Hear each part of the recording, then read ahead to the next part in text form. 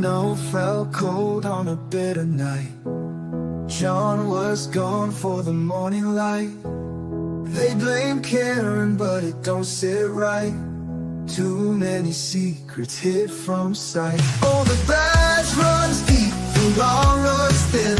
They stack the deck, but truth won't bend. The judge looks away, the truth gets drowned. Ain't no justice in Canton Town.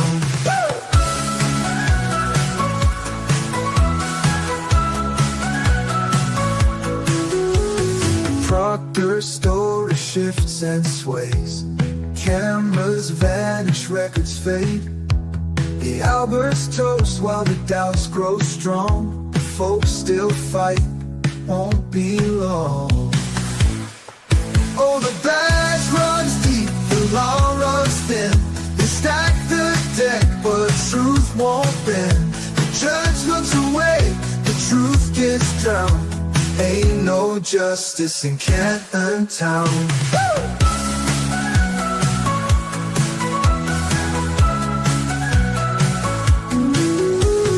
Proctor's story shifts and sways. Cameras vanish, records fade. The Alberts toast while the doubts grow strong. The folks still fight, won't be long.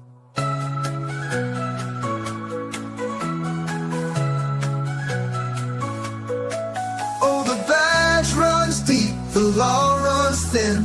They stack the deck, but truth won't bend. The judge looks away, the truth gets drowned. Ain't no justice in Canton Town.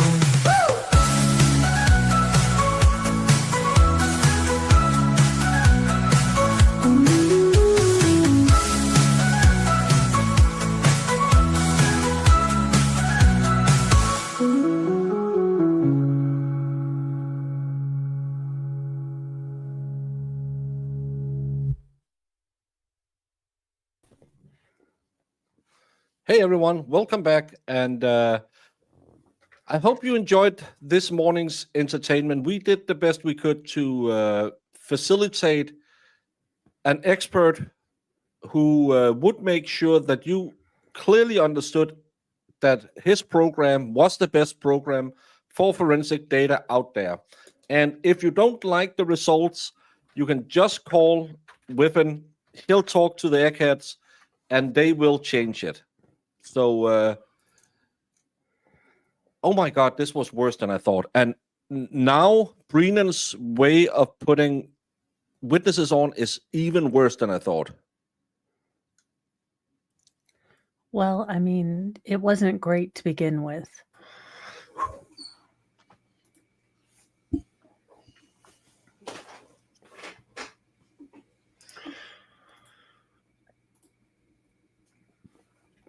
How long hopefully we have do we Jen to think? look forward to. I love that all of us stopped talking, looked up, and then both of you started talking at the exact same time.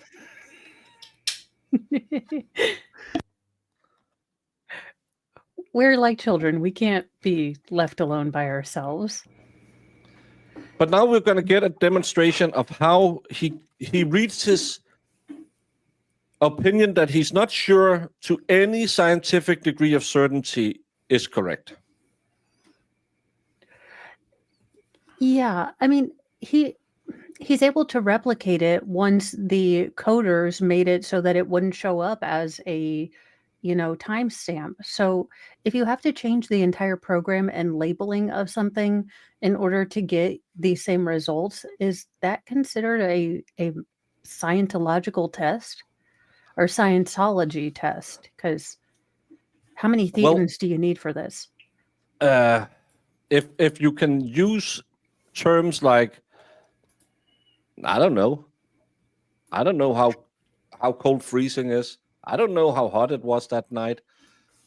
I don't know if it would mean anything. I'm not sure why it would.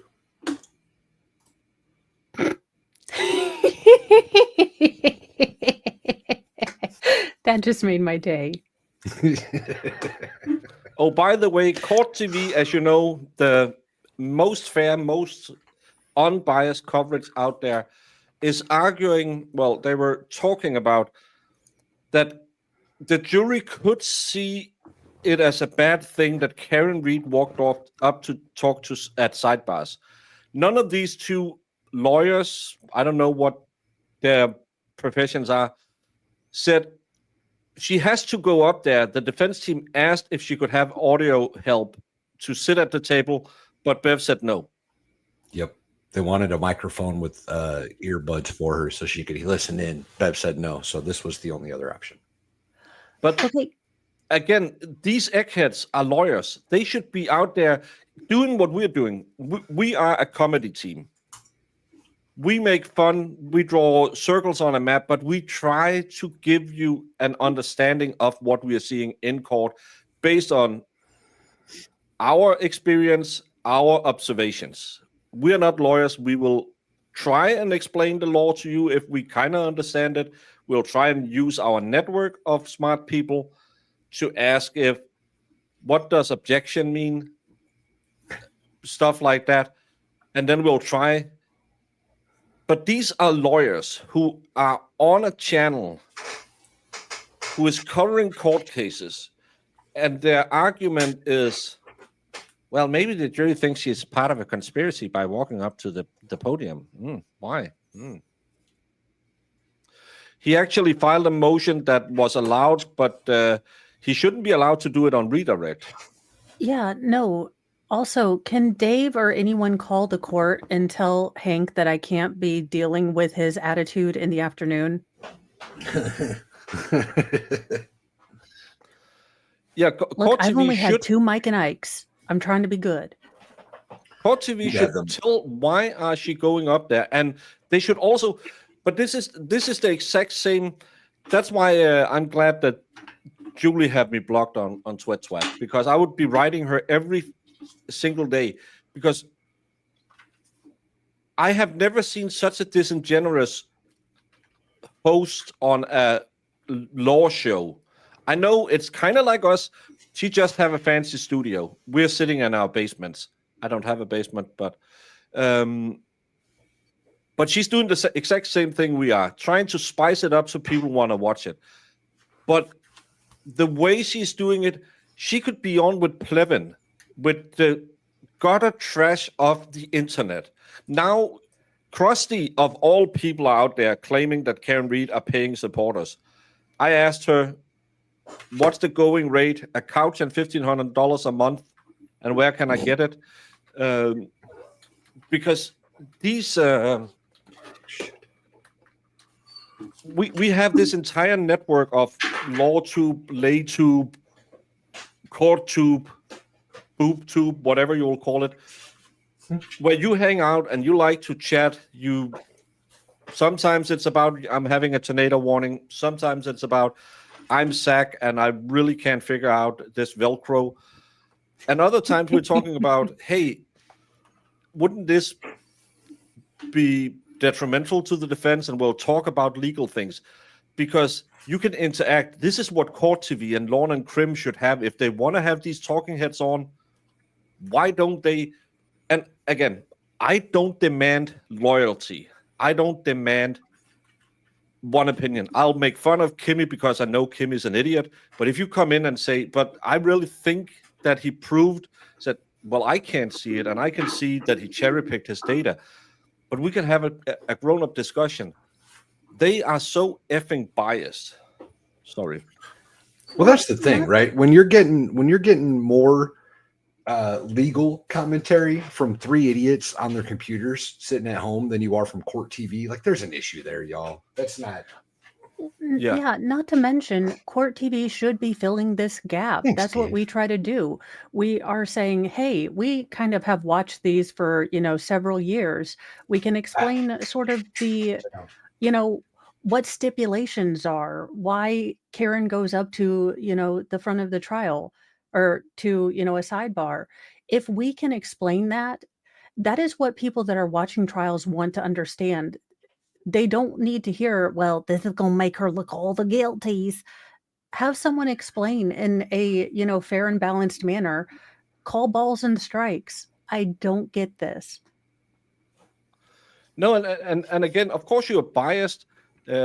I see some of the YouTubers out there where I'm thinking, oh my God, how can you still have that opinion? And how can you still be riding that fence so hard? Because we are 2 years into a trial. We've been through the first trial already. We know the evidence. But again, I won't go on their channel and say, or go at them and say, hey, Dave, maybe you should kind of smell the roses. No, because they're allowed to do what they do. But these people are just, everyone who's not like me, I'm going to block them on Twat because they're mean. Well, And maybe if I you don't weren't mind. so stupid. I have always said, if the state can prove it, I'll say they proved it to me. But I now have 22 pages just for the last 2 days. So 22 pages of notes, front and back legal pad. That's crazy talk. Yeah. It keeps me focused. Otherwise, I'd work on my puppet and I wouldn't pay attention. So I Gotcha. threw away my notebook, so I can't even. I don't know where it is. I took notes I tried to take notes during opening statements, and he was so fucking wrong that I just got mad and threw it away. I don't say that my notes make sense because I write what he basically says, and it was so.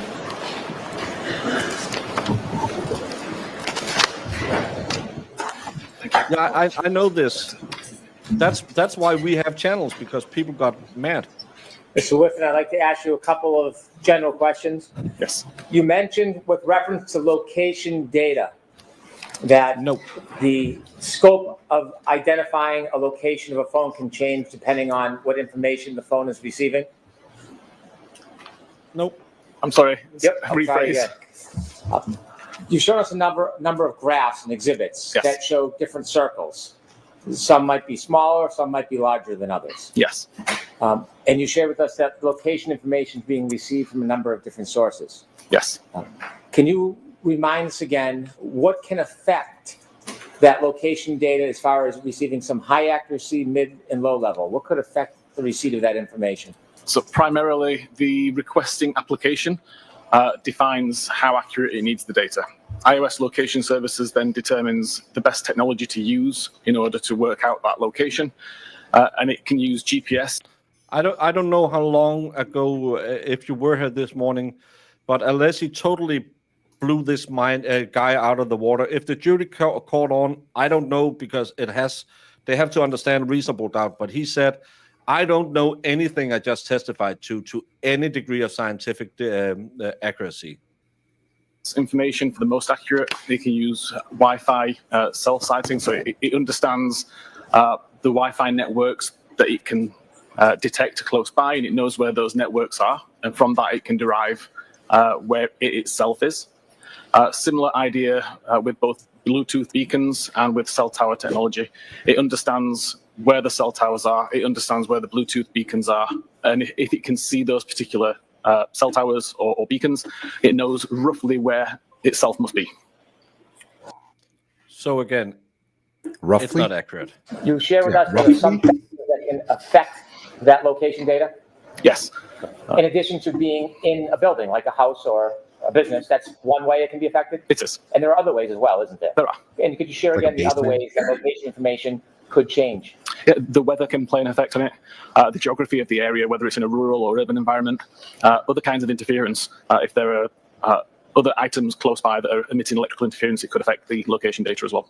How about a body being on the phone? Could that affect location data? Objection, Your Honor. Ask it differently. What? So Yeah, it's much more likely that his body is conducting interference in GPS rather than him being in the basement. let's moron. just You absolute let's moron. let's just do the logical conclusion. Valhalla, where's your phone when you're out and about? In my pocket. So are you interfering with the signal? If you just put your GPS on, put it in your pocket, and have it direct you somewhere. Well, it depends if my pocket is on the far side of my body from the GPS satellites that it's connecting to, apparently, or something. What is he talking He's about? such an idiot. He's Oh my such God. an idiot. If a human being was covering the phone so it wasn't exposed to the air, could that affect the location data? Objection, Your Honor. I'm going to allow it. I believe it could, yes. You were believe showing it could? Exhibit 40. It was one select piece of your report. It was a graph. With the court permission, I'd like to show Exhibit 40. Yes. Exhibit 40 has two circles, one darker, one white. Yes, And do you remember being asked questions about this particular exhibit? I do. And in addition to this exhibit, is there other information in your report that wasn't shown to you that would put this in context? There is. This exhibit is to demonstrate a window of when location data was taken for a particular time. Objection, Your Honor. Watch the form of the question. He's leading constantly. He won't stop. At some either, 'cause point, Bev you won't do need shit to about it. send the jury out and tell him, this is the last warning you get. If you can't stop leading, I'm going to end your redirect, because you're constantly leading your expert. Figure out how to ask a question or get out of here. He's such an idiot. This photograph, what does it represent? There were two particular time periods of approximately 5 seconds where multiple records showed identical latitude and longitude. So the same center point or the radius, but the radius themselves differed. So in this case, the white circle or the white circles show the lowest accuracy and the highest accuracy for 5 records that were all within a 5-second time period. What's the In time a on the time bottom? period where John O'Keefe would have been alone, because it's at 12:38:16 to 12:38:21. So Karen this had would, already been at the house for 2 minutes plus. yeah, Karen is At at John's John's house at this time. I can't see the S- time on the black. It's the same. No, I can't see any It's a time on the different black. time. It's down there, but they put the stupid Chiron thing over it. Yeah. And that shared the same saw latitude something longitude for a as the second. central point. And looking at this Because snapshot if those of black 5 seconds, if those black circles are first, this to me looks like he walked directly to the door. Yeah. Yeah, if you go by the center of it, but again, why would you start the center inside the woods? Because again, his body is found here. This is the mulch bed, or mulch whatever thing. This is where the flagpole is. So his body is found here. So why is the first reading in the woods? Well, it's not necessarily, right? It could be where you had your cursor the first time. If she pulls up to the edge of the road, or the yard, like Jen McCabe says, and then he gets out of the car there and walks directly to the front door of the house, this is exactly what it would look like if those black circles are timestamped before the white circles. Yeah, but again, and as first soon as he test- gets in the house and in the basement, then that circle goes bigger and the accuracy decreases. but that would still have happened before this, because this is after he still consistent his with your last opinion that to a movement. reasonable degree of scientific certainty, you opine that the cell phone was in the flagpole area the entire evening of January 29th, 2022. Objection, Your Honor. I'm going to allow it. Yes, it still aligns with my opinion. When you provide a report with all the different graphs and explanations, do you expect it's going to be shared with the defense attorneys? Of course. And you understand in this case, everything is shared. Of course. And when you shared your report with this piece of information, did you include a summary chart that wasn't shown to you on examination? I believe I did, yes. May I approach? Yes.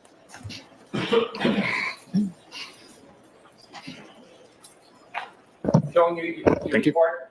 Do you recognize your report? I do. And what page are you on? 22. Do you recognize anything in particular as far as the chart on that page? I do. There's a chart at the top with the location data that was used to create the image shown. Does that chart help explain this photograph? It does. And move that chart into evidence. Any objection, Mr. Levesey? No objection, Your Honor.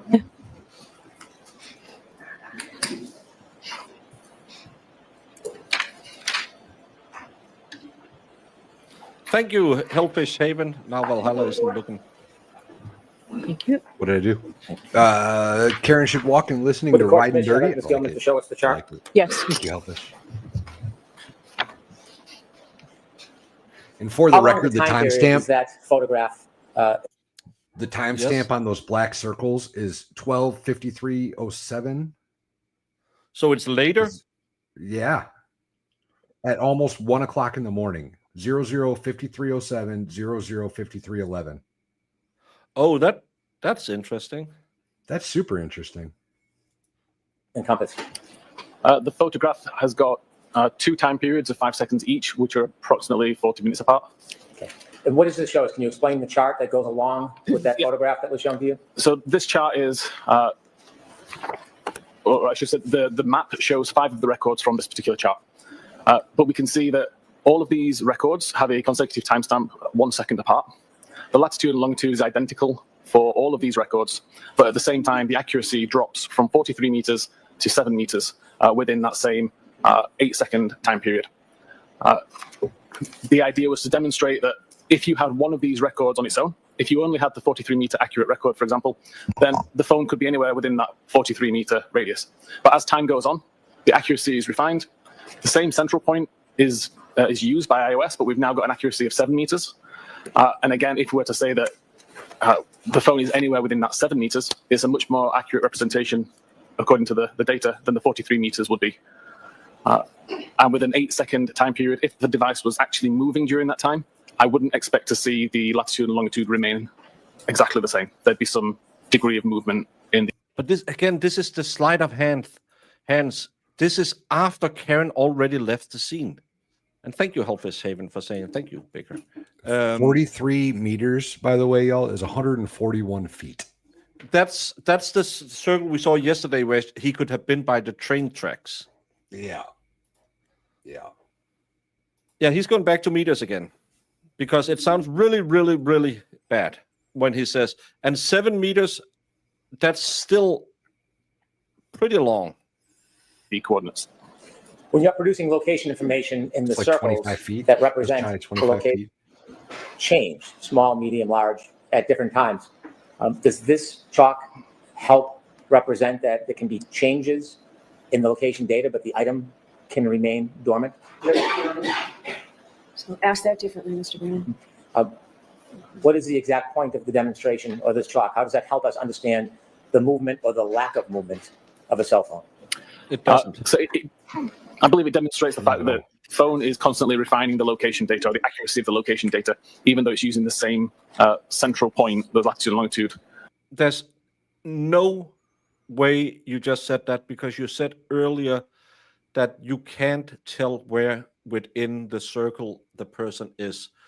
So now you're making up that you can say that it's just because the phone gets better and better and better signals and closes the circle. But you said earlier you can't tell, because with the 43 meters, it could have been a different place and it could have been moved, even though it's not showing movement. This guy is a hack. As the really reference point. It doesn't necessarily mean the device had to move. If I could go back to exhibit 40, Doesn't please. necessarily. See how that works?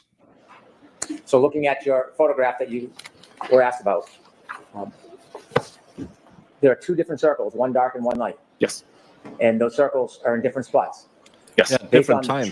the chart you just showed us, are both of those different color circles? So 15 minutes apart. So if we are to believe what he's saying is, up here, it just refines the position. So he is here at 038.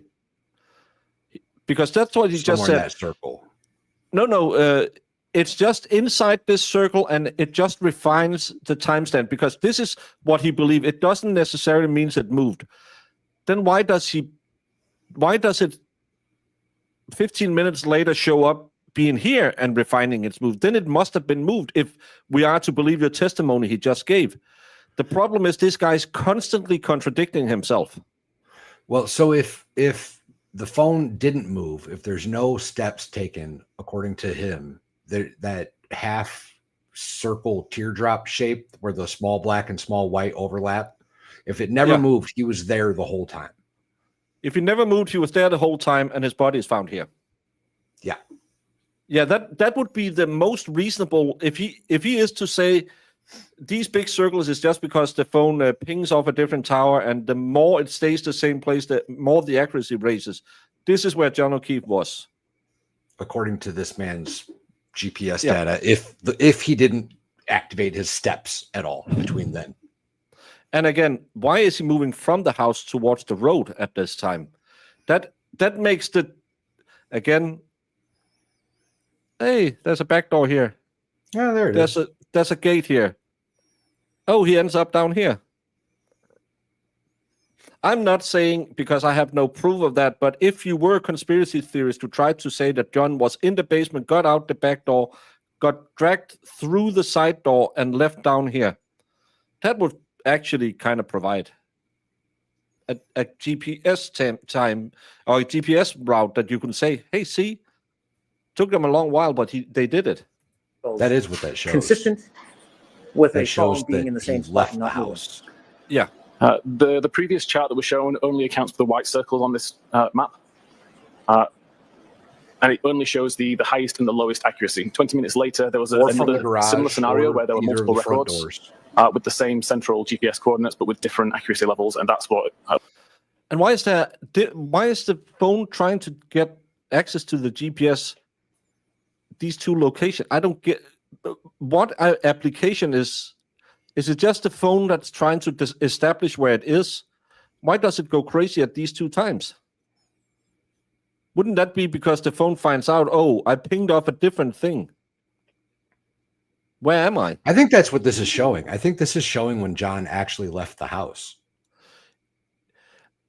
This is pure speculation, no evidence. Yes, and 100% speculation. But I think that that's actually what they've recorded here. I think this is when John left the house. If you were to speculate that there is a back door there, and we know there's a side door here, Gate for the a side fence. gate, sorry. And he has testified that John could have been inside the house. We know that John's last movements are 6 minutes before this. Roughly 6 minutes.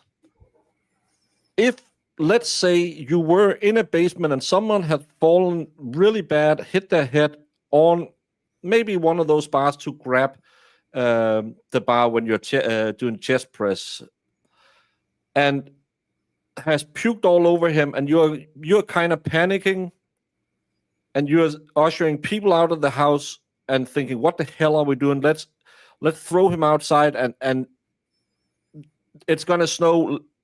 Let's say he left the house, we never saw him. Then you take him out this way, you drag him over here, and you drag him down to the mulch bed, so he's close to the road where you know there's gonna be plowed later. It's kind of actually like it would line up pretty okay with you can do whatever direction you want from the corner of the house. John ends up somewhere around this area, which would perfectly overlap. And I'm just saying, I don't say anyone in the house did it. I don't know anything, but as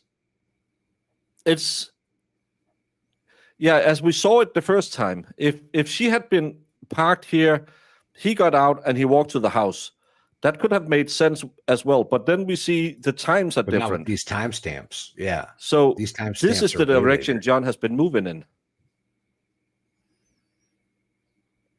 100%.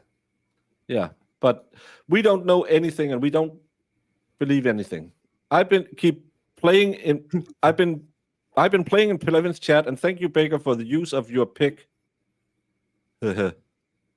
Oh, you sent him in my nudie pick? Oh, you used it on your was used for the black circles.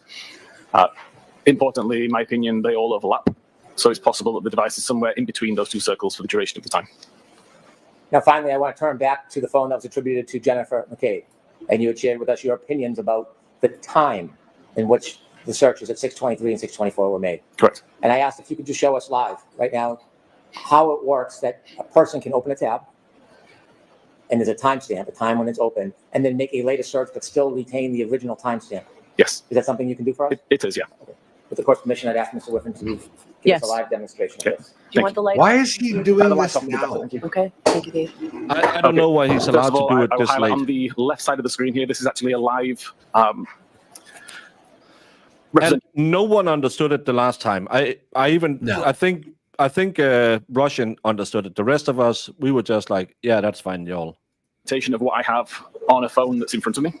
So as I move this around, you can actually see on the screen that the screen refreshes. I'll also point out the iOS version here is 15.2.1, which matches that from Jonathan McCabe's phone. On the right side of the screen is the tool which I spoke about earlier, the one that I've been writing for several years. I make it available for free for any examiner who wants to download it and research primarily iOS devices. Did he just pitch his Here, product? You can see I've in got the a middle live of the connection to the court? device. So every Don't file hate and the folder player, that is hate on the the game. device I can see within Wow. this directory view as you would normally Ultimate see grifter. on a regular computer. And we can see the browserstate.db database. If I open that database up, you can see there are 4 tables, one of which is called tabs. I Mr. can Whiffen, I hate to interrupt you. Can we make this larger? I know jurors earlier were hoping to try to. have a larger view of what's up there. Is that going to better. impact your demonstration in any way? It shouldn't. I should be able to work around it. Thank you. Is that better for the jurors? Okay, Not just you? Yes. It's just a little closer. Let me pull forward. Turn the air conditioning on. He's turning the air conditioner off. And So not at this the- moment in time, the That's tabs not when table Alessia has asked 2 for it. records. I'm just going to ask you to ignore those. And now they're from a previous demonstration. I can't delete those without taking longer to do this demonstration. If I go back onto the phone itself, just takes a second to refresh and open up Safari. And I can open up a new tab. What I will just do now is search for the time that we're on now, so 14:10, and hit go. So right now that page is loaded. Sure. I can go back into the database and just hit reload. That will bring the most recent version of the database from the device back onto my computer and show it back in this window in exactly the same way as I was viewing it a second ago. And you can see right now there's still only 2 records. So the fact that I did a new tab and a new search has had no effect on what I can see. This is different to on previous versions of iOS, where you would already now see a new record with the 1410 search, which I'd made. I'm then going to do another search. Hopefully it's going to catch up with me. It's now 1411, so I'll do a search for 1411. Okay, we can see the page is loaded, and I can go back over to this tool and reload the database. We still don't have a new record that shows that a search is being conducted. I'll just take the time to do another little search and just do 1411X. Reload the page again. Still, nothing's appeared. I can even close down Safari, just minimize it into the background, and then bring it back into the foreground by just pressing the Safari icon. I can hit reload again. We still don't have a new record. And I can do a further search for now 1412. 1412 is loaded, and I can reload the page. Still no records present. I can now go into Safari and just close the tab. So now I love that one of them was, what's 1411 military time? Maybe Hank Brennan used his phone to Google it. that tab is closed, and I can just prove that. So that tab is now closed. And I can go back over here and reload. And you'll see a new record has appeared. I'm just going to change the time zone just so that this shows accurately, and tell my tool to treat the timestamps as Eastern time. So we look at this particular record. You can see the title is 1412. That's the last item that I searched for. We can see the URL is the google.ca /search 1412. Again, that is the content that I searched for. And then we see this field here, the last viewed timestamp. And the time here still says 1410 because that's the time that I first loaded the tab. The fact that I navigated between, the fact that I minimized and reopened Safari, there's no relevance to this timestamp. It is purely the timestamp that tab was created or brought back into focus. To an untrained eye, can that development of a timestamp become confusing? Yes, the name last viewed time clearly has implications that would make you believe that it was the time that the page was last viewed. It's a very simple test, as I just demonstrated, to prove that that's not the case. Is there any other reason that Cellebrite removed that process as timestamp other than to clarify that issue? Objection, Your Honor. No, I'll allow it. Purely because we determined it was unreliable to use as a time that the page was last viewed. If an examiner simply made a report from Axiom or Celebrite or another software, but didn't have the time or skill to actually go into the data, could they be easily confused by this? Yes. The way that Celebrite provided this information showed as last viewed timestamp. The way that Axiom provides this data is called last interaction time. So there is some leeway there to. And that's because Axiom has actually changed their program, so it's more accurate now to show when you last used that tab. Because they store it in a different way. To misunderstand it less from Axiom. Because this is another sleight of hand. He claims that Axiom and Cellbrite stores the same data. It doesn't. Because it's talking about tab interaction rather than a web page that was last viewed. Thank you. I have no further questions. All right, thank you. The lights on, please. Mr. Lesky, Briefly, Your Honor, if I may. Thank you. do you want Mr. Whiffen to take this down? Yes, please, Your Honor. Good afternoon, and hello again, Mr. Whiffen. Good afternoon. Magnet Forensics Axiom still shows a 2:27:40 a.m. timestamp on its forensic tool, correct? Correct. And Magnet Forensic is a reliable forensic tool company, correct? As reliable as they come, yes. The demonstration that you That makes it even less understandable, even though I like both buckets and soups. just performed, when did you create it? The demonstration? What you just, Like literally just now as I was doing it live. so you Is how just you mean? created the demonstration now live on the stand? That particular demonstration, yes. Okay. So that demonstration, therefore, was created after Celebrite removed the 2:27:40 timestamp from all of its tool programs, correct? No, incorrect. I mean, that demonstration I just provided was right now, it was live. Initially, when I did these tests, I did the same kind of experiment, the same type of testing back in late 2023, I believe. And after I did those tests and used that research, that is when Cellbrite removed the timestamp. Maybe my question wasn't clear. Let me see if I can rephrase it. The demonstration that you just gave, when did you prepare it? The demonstration, not just the demonstration that you just showed on the screen. When did you create that demonstration on your computer? Hey, again, I've been doing this demonstration for 2 years. My question, again, Good question. is the demonstration you just gave. Yes. When was the last time you altered that demonstration? Other than to use different search terms, it's the same demonstration. I'll try to differ. Yes, please. When was the last time you altered in any way the demonstration you just gave? Right now. So you altered it right now, and that alteration was made after Celebrite had removed the 2:27:40 a.m. timestamp from its programs, correct? Yes. Okay. Thank you. No further questions, Your Honor.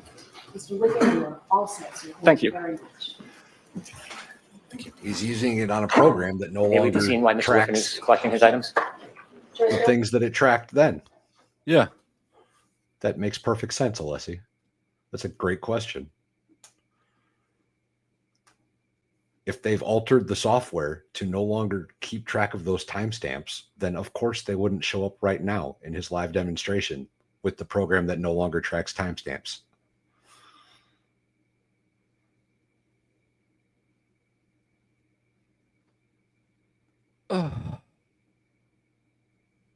This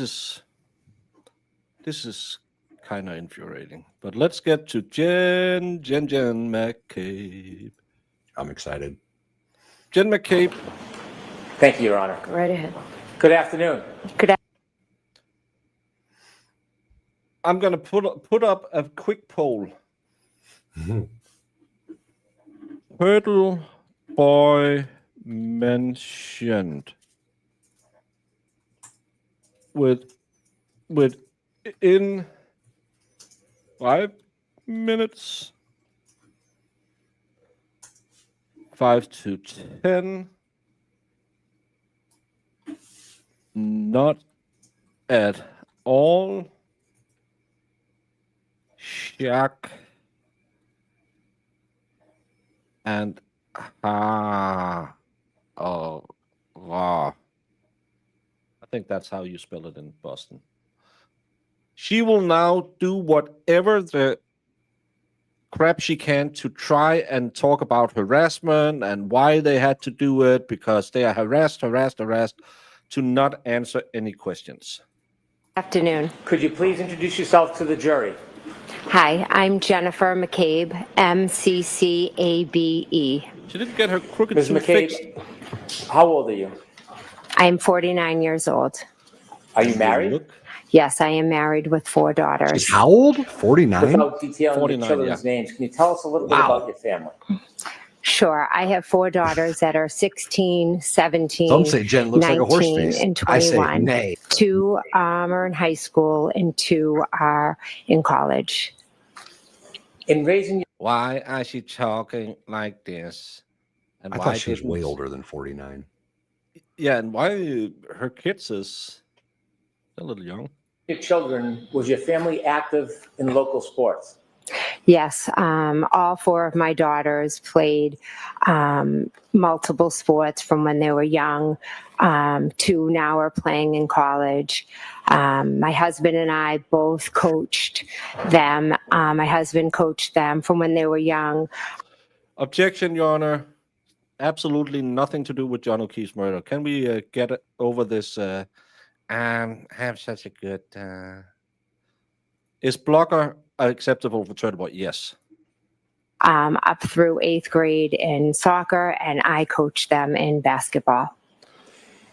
Without telling me your address, I am whole disappointed. Baker said that he was going to show up in years and would write my name on his arm if I sent him a super chat. Yeah, but I couldn't find a kiddie pool big enough for me. what town are you from? I'm from Canton. How long have you lived in Canton with your family for? I was born and raised in Canton, and now I'm raising my family there. So your family, their whole life, you've raised them in Canton? Jesus, 1 year we lived in Stoughton with my daughter. Who do you live with now? I live with my husband and my 4 daughters. there were 2 of them in Can you college. briefly give me a little bit more background on your children's school and your participation?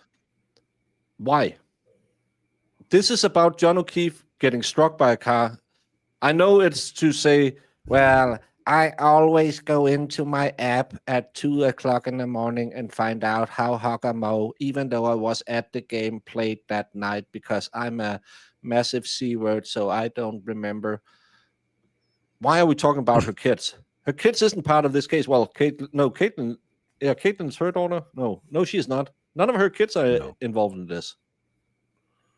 Oh, it's to say the blogger harassed her kids at sport. In interaction with your children, raising them? Isn't the one daughter involved? Yeah, so Didn't I she pick up was a teacher, Colin? and then once I had children, I stayed at home with them and basically was just kind of like your typical, I don't know, small town mom. I was the room parent.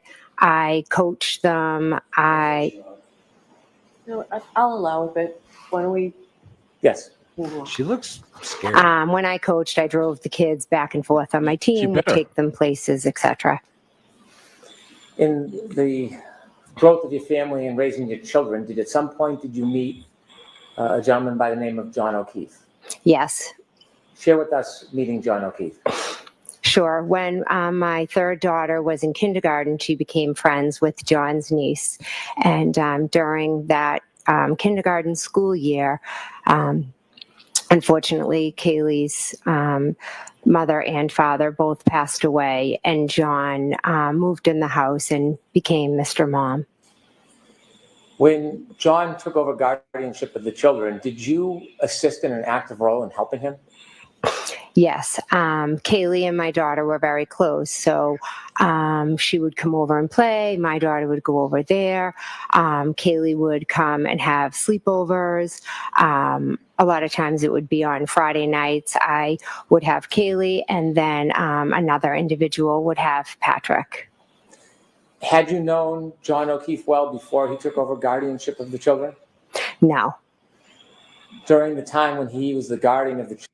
The race to homely is amazing with all these Canton women. I don't understand that. I legitimately think they are trying to outdo each other with I just got out of bed look.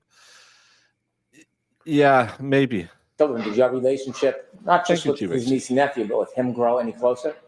Yes, we became very good friends. How close of friends did you become guy. over the years?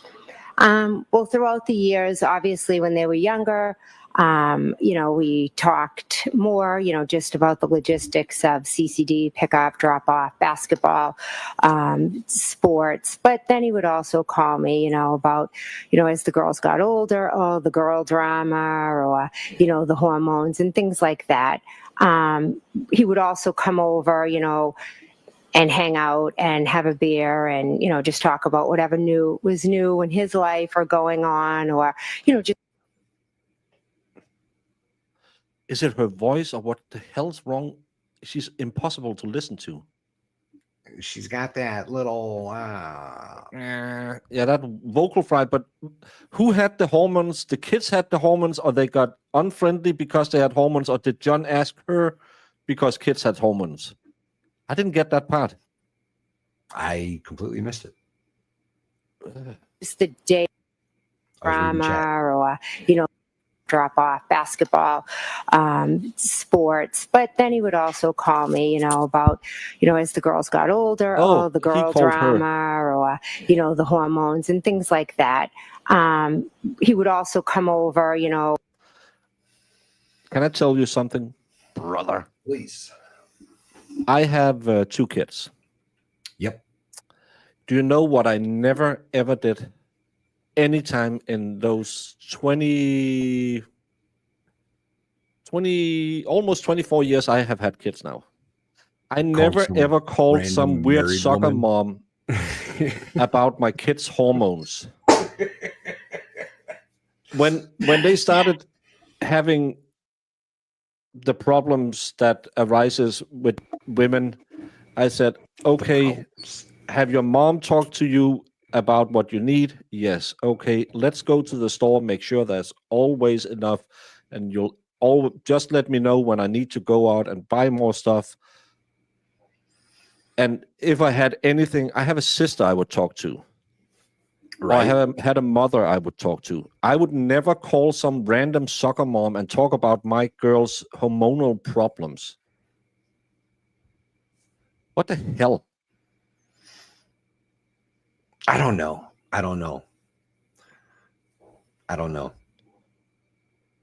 I would think that he would, talk to like Karen about it first rather than her or whoever he was dating at the time.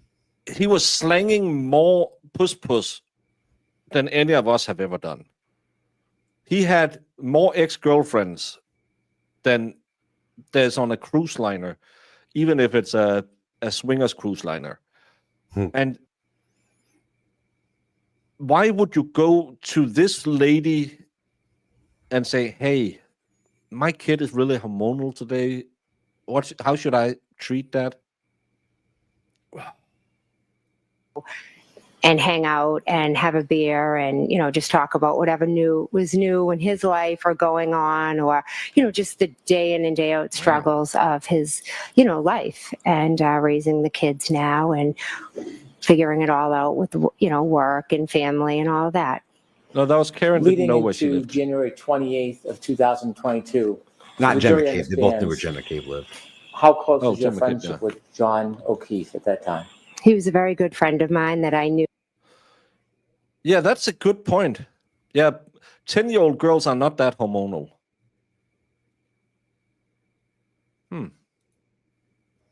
Who I could call for anything. I want you to take us forward to January 28th, 2022. Do you remember that day? Yes, I do. Do you remember it well? Yes. I know. Take us to the early morning hours, January 28th, 2022. No, she just called him a good friend. Did you learn there may be weather or a storm coming? Yes. Tell us a little bit about that. We all saw the report that there was going to be a big storm, a nor'easter. So we all knew that basically all the Saturday activities were going to be canceled. That includes sports? Yes. Was and is the sporting events for the children a big part of your life? Yes. Back then I had, 2 in high school that played 3 sports and they played club sports as well. And then the 2 middle school played club sports and town sports. So most of our weekends were taken up by kind of running from one sporting event to the next. When you learned about the weather and the changing schedule, did it change your plans for that day? No, not particularly. I had my day was pretty set out. I had my niece, and then I had sporting events. It was kind of my plans for the next day that obviously got changed. Take us through the afternoon of the 28th. What's happening? Well, I had my niece for the weekend. She was picked up.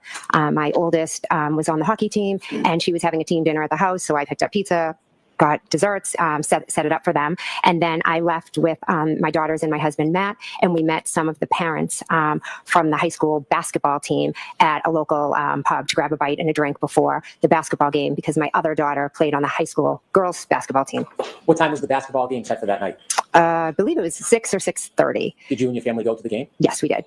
After the game, what happened? After the game, I drove my daughter home. My sister, Nicole, sent me a text and said that she was going to be at the waterfall, and it was my nephew's birthday. He was going to meet up, and did I want to come by for a drink? What is your nephew's name? Brian Jr. It was his birthday that night? Yes, it was. When you received a call to meet with friends and family at the waterfall, do you remember what time that plan was made? I don't. My sister sent me a text at some point letting me know she was going to be there, so I don't know what time. After the game and after some time, did you go to the waterfall to meet your friends and family? Yes, I did. Describe very briefly, what's the waterfall? It's just a local town bar. Do you remember about what time you got to the waterfall? About 9 o'clock. When you got there, was there anybody there that you knew? Yes. Okay, now take us inside the waterfall. When you get there, who do you see? I walk in and I see Julie and Chris Albert, my niece Caitlin. The way Jen keeps talking about John, I think they were really, really good friends. Yeah, that's why they were so good friends that on the 911 call, she said, there's a guy lying in the snow. Yeah, there's a man laying in the snow. There's a man laying in the snow, yeah. Her best friend in the whole world that Carrie now claims she did CPR to, even though there's no proof of that. But, yeah, I can't. This is a ever-changing story. She probably read Plevin's book and is going to tell that story. My sister, Nicole, and my niece's boyfriend, Tristan. You said you saw Julie, Nicole, Albert in the waterfall? Yes. Were you related to either of them? Nicole is my sister. So Brian Sr. would be your brother-in-law? Yes. Also, you mentioned there was a niece? Yes, Caitlin. Is that Brian and Nicole's daughter? Yes. You mentioned the name Tristan. What's his relationship to Brian Albert's niece? He's now her fiance. And was there anybody else I missed? That's all who was there. I'm not sure if Nick Kolokitis was already in there when I got there, or if he arrived right after. And then his wife joined us. So when you're in the bar and you see your friends, what do you do next? I immediately just, join them and sit down. Were you eating, drinking? I know I ordered a beer. They had appetizers on the table. I'm not sure whether I had any or not. Were you drinking alcohol that night? Yes. As you're spending time with your family, did the night grow? Yes. Did you stay at the table where everybody was eating, or did you move inside the bar? We were pretty much right around the table. Okay. Did anybody you knew Was it a high join top? you or join the group at some point? Yes, a little while later, Brian Albert and Brian Higgins joined us at the waterfall. So when you first got there, was Brian Albert already there? No, he wasn't. Is that your brother-in-law, Brian Albert? Yes. And you said Who is dying? Someone is breathing like Darth Vader. Is it me? My bad. No, it's just. I saw that Jen made the bike marks on his arm and blamed Chloe. That's the Oh, real Snickle. question. Did the Commonwealth get a mold of Jen's teeth? That's the question I want answered. Just bring in a replica of his arm and said, "Can we match this up with your teeth, Your Honor? We would like to propose Jen McCabe killed John O'Keefe." Oh, that's funny. Mr. Higgins. Did you know Mr. Higgins? I had met him a few times when he was out with Brian. You had met him a few times before that night? Yes. Were you friendly with him?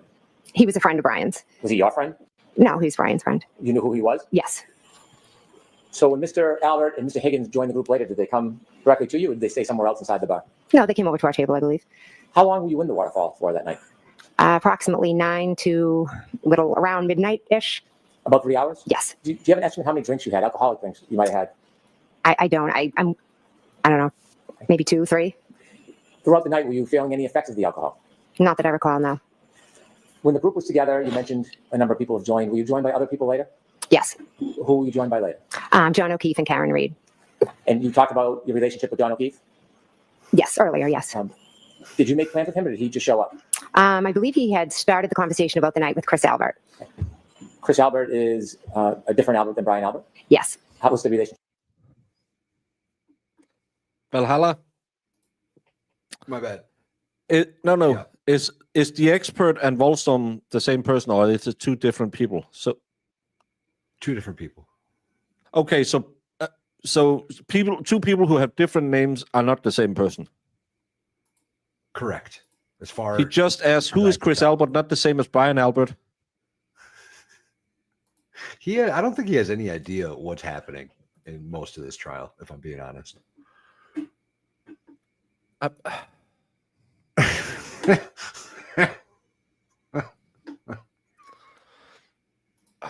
So Chris Albert is not Brian Albert? Jesus. Between them. Brian Albert and Chris Albert are brothers. Was Chris Albert there when Mr. Higgins and Brian Albert arrived? Yes. Actually, Chris, did I miss him? Because Chris was there with Julie. Did I? I'm not sure if I said that when I was naming everyone at the table. I apologize. You may have. Okay. So when you first got there, he was at the table with your sister? Yes, he was. When moments before John O'Keefe arrived with the defendant, what was the mood in the group? Cheerful. Good mood. Everybody was just out having a drink. We all knew the storm was coming tomorrow, and just a typical average night. Celebratory? Yeah. You said you were going to see Brian Albert Jr. for Yes. his birthday. Was Brian Albert Jr. at the waterfall when you got there? No, he was not. Was Brian Albert Jr. there anytime when you were at the waterfall? No, he was not. Without relating a conversation with some other person, did you have an understanding where Brian Albert Jr. was? He was at home. Did you historically or typically see Brian Albert Jr., your nephew, on his birthday? Yeah, typically we They all always went out get together. We try to and do a cake for whoever's birthday it is, and then whatever aunts or cousins are around come over.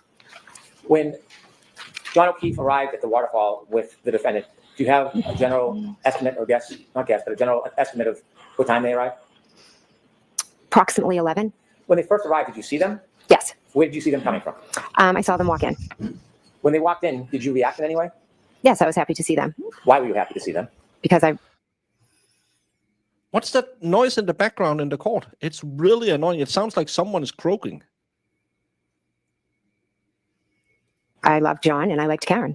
So you were happy to see John? Yes, very. And you were happy to see the defendant? Yes. Do you remember your first interaction with either John or the defendant that night inside the waterfall? I believe John walked over to where I was, kind of to my end of the table, and then maybe Karen had walked to the other end of the table. But I would assume I probably hugged both of them when I saw them. I'm going to ask you not to assume if you don't know. That's okay. You said that you had known the defendant as well. Yes. Do you remember how long she had been dating John O'Keefe up to that point? I know I met her in July of 2020. Had you had a chance to spend time or interact with her over that time before that night at the waterfall? Yes, I had. And share with us some of the moments or some of the reasons that you would interact. The first time I met Karen, John had reached out. We would do pool days with him and his niece and his nephew. So he had told me he was dating a new girl and he wanted to bring her over. He said that she had multiple sclerosis. I also have multiple sclerosis. So he thought that that would be something we could, we would talk and bond over. I said, yeah, great, bring her over. So her and John and Kaylee and Patrick came over. We had a pool day. I liked Miss Reed immediately. I thought we hit it off. It was really great, talking to someone my age that also had MS, because I didn't really know a lot of people who have it. So it was really nice to have somebody to relate to. Then moving forward, we would see them, it was my daughter's birthday party. When it was time for pickup, they would come in, have a couple drinks. Same thing for like a Halloween party. Have these people in Canton ever done anything where they didn't drink? Every social interaction is, and we had some beers or we had some drinks. That seems to be the social lubricant in Massachusetts. It's fine. You can do that, but every single time, let's talk about MS while we are slamming some shots. Everything is, we're drunk. And then they want to paint it as, Karen was this specially drunk person. Remember Plevin called her a day drinker? I bet you Jen McKay probably were one of those, with a little behind a book in the bookshelf. Oh yeah, just to get it through cleaning the house. Little shot of vodka in the morning coffee kind of thing. Yeah, just you can't tell when it's vodka. After basketball games. So you spent time both with John and Ms. Reed? Yes. Did you spend time with the defendant separately without John around? No. Did you become friendly with her? Yes. And were you friendly that night? Yes. After John and the defendant entered the bar, how friendly were you? Did you interact or spend time with Ms. Reed at the waterfall? Yes, I did. And speaking of the defendant, do you recognize her here in the courtroom? Yes, I do. Could you kindly point to her and describe an article of clothing she's wearing? She's sitting right over there with a black shirt or blue. Is she between Attorney Jackson and Attorney Yannetti? Yes, she is. Okay. When you were at the waterfall that night, do you remember who you were speaking to or where you were spending your time? As to earlier in the night or after? I'm sorry, after Mr. O'Keefe and the defendant arrived. Yes, Miss Reed came over and spoke to me because I had seen her the Saturday before, and she had told me how she had started a new medication, and it was giving her some awful side effects. And I said, I'm shocked they put you on that, etc. Let me not ask you about conversations you had, but about the moment that you were in. Did you spend time with Miss Reed that night? Yes, I did. Inevitably, did you drink more alcohol as the night went on? I believe I had, like I said earlier, a couple of drinks, 2, 3, not sure. Did you ever have a shot of alcohol? I do not believe I had the shot, no. Did you see the party, the group of friends and family doing the shot? I was in the bathroom and walked out, and they were doing or had just done it. If every single time you have anyone drive by your house, you are having drinks, you didn't only drink 3 drinks in 3 hours. You can bullshitter, but we don't buy it. I used to drink a lot. I can still put down a few. When we met each other last year, we had lubricants flowing. We didn't get drunk. We just socially drank. But that's like 2-3 beers an hour when we're just sitting there having fun. Yeah. And these people are habituate drinkers. And I had 1 an hour. I don't think so. Come on. I don't buy this, lady. Shot. No. With the court's permission, I'd like to display parts of Exhibit 22, which has already been introduced into evidence, which is video surveillance footage from the waterfall. Okay. I'd like to start at 10:54:20, please.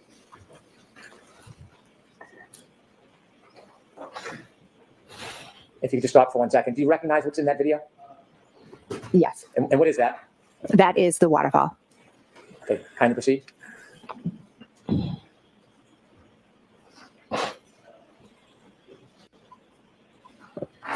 If you could stop. Do you see the 2 people entering from the left?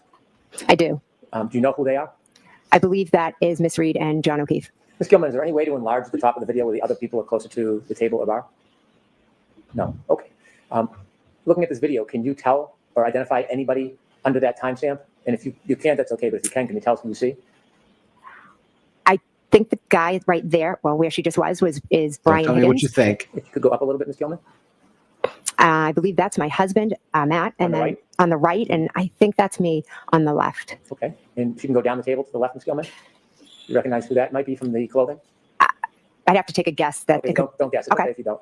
Anybody else at the table more to the left do you recognize? not from this picture. Ms. Gilman, could you highlight where Ms. McCabe thinks that she is in that video with that circle you just had and play the video?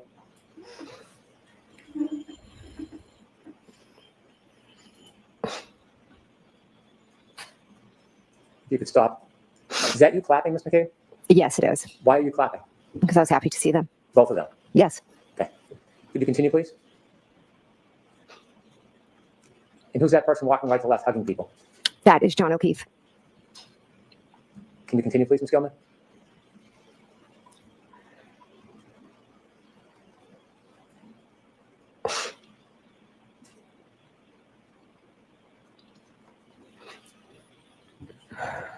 Are you interacting with anybody? I can't see where I am. Okay. If you could stop the video, please. Could you move ahead to 11:26:50, please? 11:26:50. Is that your group still at the waterfall? Yes, it is. If you could stop there, Ms. Gilman. If we could hone in or circle where you were previously, where we saw Ms. McCabe. I know it's a bit blurry. If you can, and if you can't, please let me know. Can you see whether you're in that area? I believe I am, yes. Could you put the circle down just a little bit, Ms. Gilman? Okay. If you could play from 11:26:50 to 11:27, please. The highlighted We're a little bit circle ahead right almost now. makes it harder to see. Yeah, it seems like Who are you hugging there? I believe that's Miss Reed. I believe that's Miss Reed. Thank you. One more, Ms. Gilman. I'm going to ask you to move forward to 11:46. Can I ask you, what is this? A heater or fan. Does this look like an insulated floor in a basement? It's got they're like it's a special pad. It's like a foam rubber pad that they make specifically for like gyms. Yeah, to take care of, but you just what put it is- on top of your current floor. yeah, we have it in my gym. It's just a rubber floor. Yeah. Have you seen these ones before? That looks like it would cause some havoc on the back of a skull. Yeah. Do you think the room temperature here would be lower than upstairs where people are drinking and having fun? 1000%. Absolutely, yes. I don't know. I was browsing for a new house, so I saw this picture and I was just thinking, how much would it cost to heat a room like this and stuff? Interesting.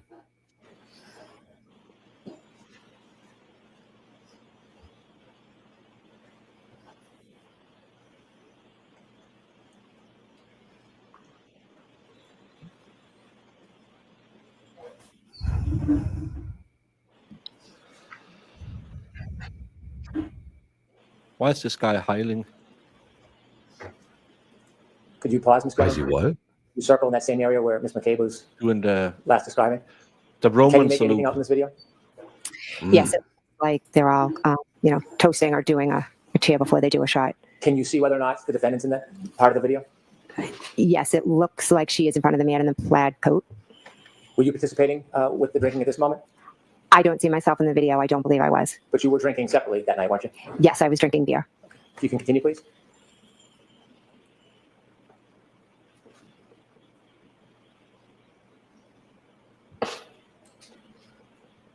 Thank you.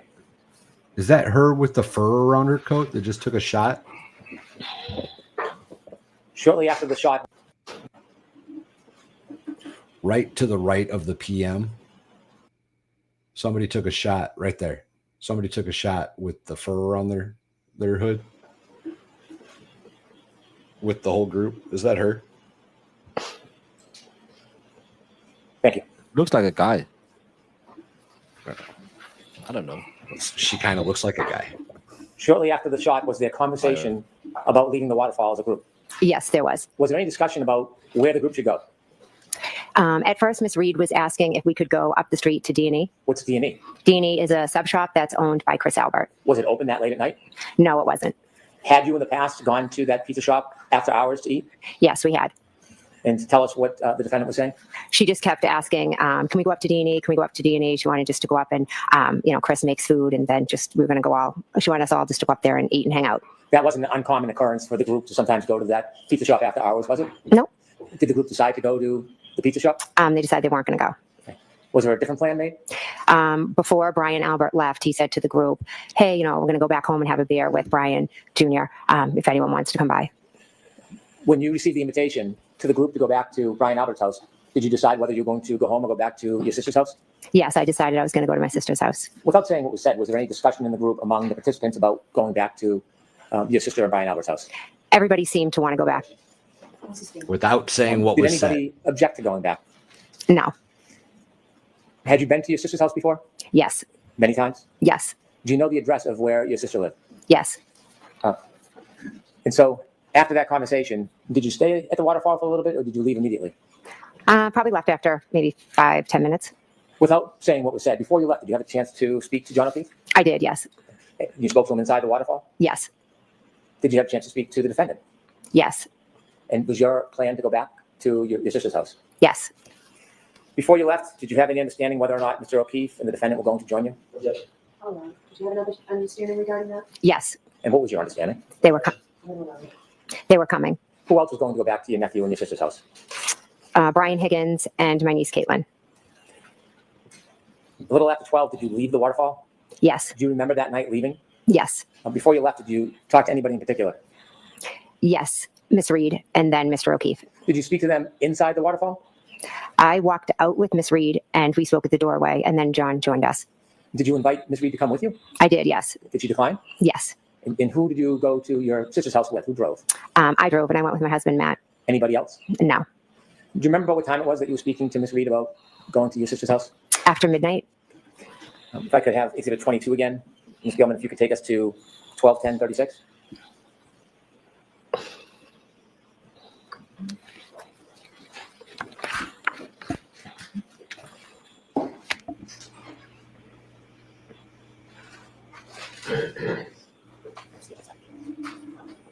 Okay, you can stop it there, please.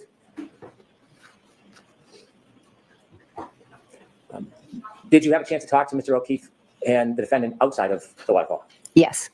And do you know specifically what time you left the waterfall? It was after midnight. Yeah, okay. When you left the waterfall with your husband, you said you were driving.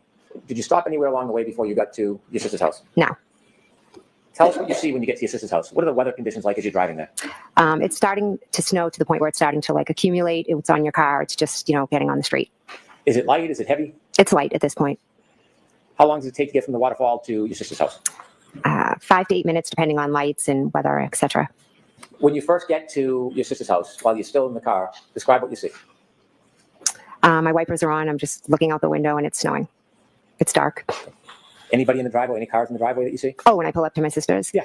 As I pull down the street, I take a left into the driveway, and there is a Jeep that's parked on the street, and there's maybe a couple of cars in my sister's driveway. What do you do when you arrive at your sister's house? I go in the house. Now, there are a couple doors at your sister's house? Yes. Is there a front door? Yes. Is there a side door? Yes. Which one's closer to the driveway? The side door. Which door do you go in when you get to your sister's house? The front door. Was anybody with you when you went in? My husband, Matt. You walked in together? Yes. Tell us the first person you remember meeting. When I went in the house? Yes. Probably my niece was at the table, and then I saw my nephew, Brian. Was there anybody else you saw at the table? Julie Nagel and Sarah Levinson. So when you walk in the front door of the house, is it what table? Is it a living room table, a kitchen table? Oh, you walk in, and then you go to the right, and it's into the kitchen, and there's a table there. Is the kitchen separate from the living room, or is it open? It's open, but they're separate. Can you see the kitchen table when you walk in the door if you turn and look right? Yes. And when you go into the kitchen, you said there was a woman by the name of Julie Nagel? Yes. And then another one in Sarah? Yes. You know her last name? Levinson. Okay. Julie Nagel, did you know her when you walked in the house that night? I had met her a few times. Had you spent time with her? Were you friends with her? No, I just had met her a few times, and she'd watched my dog for me when my nephew couldn't. When you would go away, would your nephew be responsible to watch your dog? Yes. Did you understand that Julie Nagel had watched your dog a couple of times? Yes. Had you ever socialized with her before that night? No, I may have seen her at a graduation party, but never beyond that. Were you friends with her at that point? No. Friendly enough that she watched your dogs? Yes, through my nephew. He just said my friend's going to do it, and I trusted his judgment. And there was another woman by the name of Sarah. Did you know her before you saw her that night? I knew of her. If I would to see her, I'd say hi, but that's the extent of it. How did you know of her? Just from being in the town, going to different sporting activities and just being around. You said your nephew Brian was there as well in the kitchen? Yes. This was his birthday? Yes. How old was he? I think he was turning 23. Was there anybody else in the house when you and your husband first got there? Yes, my sister and Brian Albert and Brian Higgins. So Mr. Higgins, Brian Albert, and your sister were there before you? Yes. Where was everybody when you first came in? My niece Caitlin, Sarah Levinson, Julie Nagel, and Brian Jr. were all at the kitchen table. My sister was over, I think, cleaning the counters, and Brian were off in that TV room that you can see from the kitchen because there's a wide opening. If you walk in the front door, would I look left or right to see the TV room? You'd look right to the kitchen, and then through the kitchen's a TV room, but you could look, and when you walk in, you can see because it's open. Is the TV room in any way have a relationship with that side door? Yes, it does. If you were to walk in the side door, would you be walking into the TV room? Yes. When you saw your nephew Brian Jr. and his friends, are his friends about the same age as him? Yes. Were they drinking? Yes. Was there music? Yes. And when you went in, did you spend time with the group? Yes, I sat right down and started talking to them. And when you were speaking to them, did you have any drinks that night? I believe they brought me over a White Claw, but I didn't have more than a sip of it. I really wasn't. It was at that point where I just didn't want another drink. As you were in the Doubt it. X to doubt in chat because, again, everything she does with a drink in her hand. She only had 3 drinks, and then they bring her a White Claw, and she thinks, nah, I'm not really feeling it. And then she still goes home, stays up till 2:30, and absolutely don't search Hoslong to die in the cold. If you're at that point where I've been on streams with you when that point comes, you're gone. You go to bed. Yeah, immediately. I'm not staying up for another half hour Googling nonsense. A half an hour? This is Hour and a half? 12:30. 2 hours after. How long? Well, I guess we'll get there. I can't remember how long after Brian and Nicole got there, Jen got there. It was like one behind the other, wasn't it? She is. Higgins moved into the driveway, then moved out again, and then they arrived. So she that walked they in could right pull in. after them. So the one person that she hasn't mentioned at all is Colin, which I find fascinating because Nicole Albert and Brian Albert said that he was leaving when they got there, and they kind of, if I remember right, they all basically showed up at the same time. Yeah. So she would have seen Colin too, but she hasn't mentioned him. Yep, but I don't know how much they can get into it with the third party culprit, but as long as they don't blame him, they can ask about him, right? Either way, she should have said he was there, right? No matter Yeah. what the defense says, she should have said he was there if he was there. Yeah, she should have said, and just as I arrived, I saw my nephew Colin drive off with one of his friends. Kitchen, were you expecting anybody else? We had mentioned it to Karen and John, and I had actually just spoken to John, so I was expecting them. So when you saw John O'Keefe in the waterfall, that wasn't the last time you spoke to him? No. You had spoken to him, was it on the ride to your nieces? I mean, your sisters? Yes. Did you call him or did he call you? He texted me and I believe asked something like where to. And since I was driving, I called him. When you called him, what did you tell him? What did you guys say? I just said they live 34 Fairview Road off of Chapman. Do you know if John O'Keefe had ever been to the Albert home before? I don't believe he had. In that conversation, how long did that conversation take? It was quick. Was there any other conversation that you had with him other than that one conversation? Yes, he called me back and he was trying to find it. Trying to find the address? Try to find the house on Fairview. Did he ask you for help trying to find the address? I'm not sure his exact words, but yes, he needed help. And so I just said, I told him just go down the street, go by Bella's house. It's at the bottom of the street. So you used Bella's house as a point of designation to try to guide him to get to your sister's house? Yes. Tell us who Bella was to John. Bella is my daughter and John's niece friend. So Bella is friends with my daughter and John's niece. Okay. And was there any relationship between Bella's mother and John that you knew of? Okay.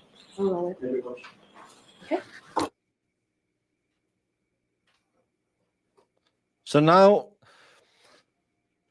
we're gonna bring Bella into it and try to imply again that Karen Reed got instantly jealous.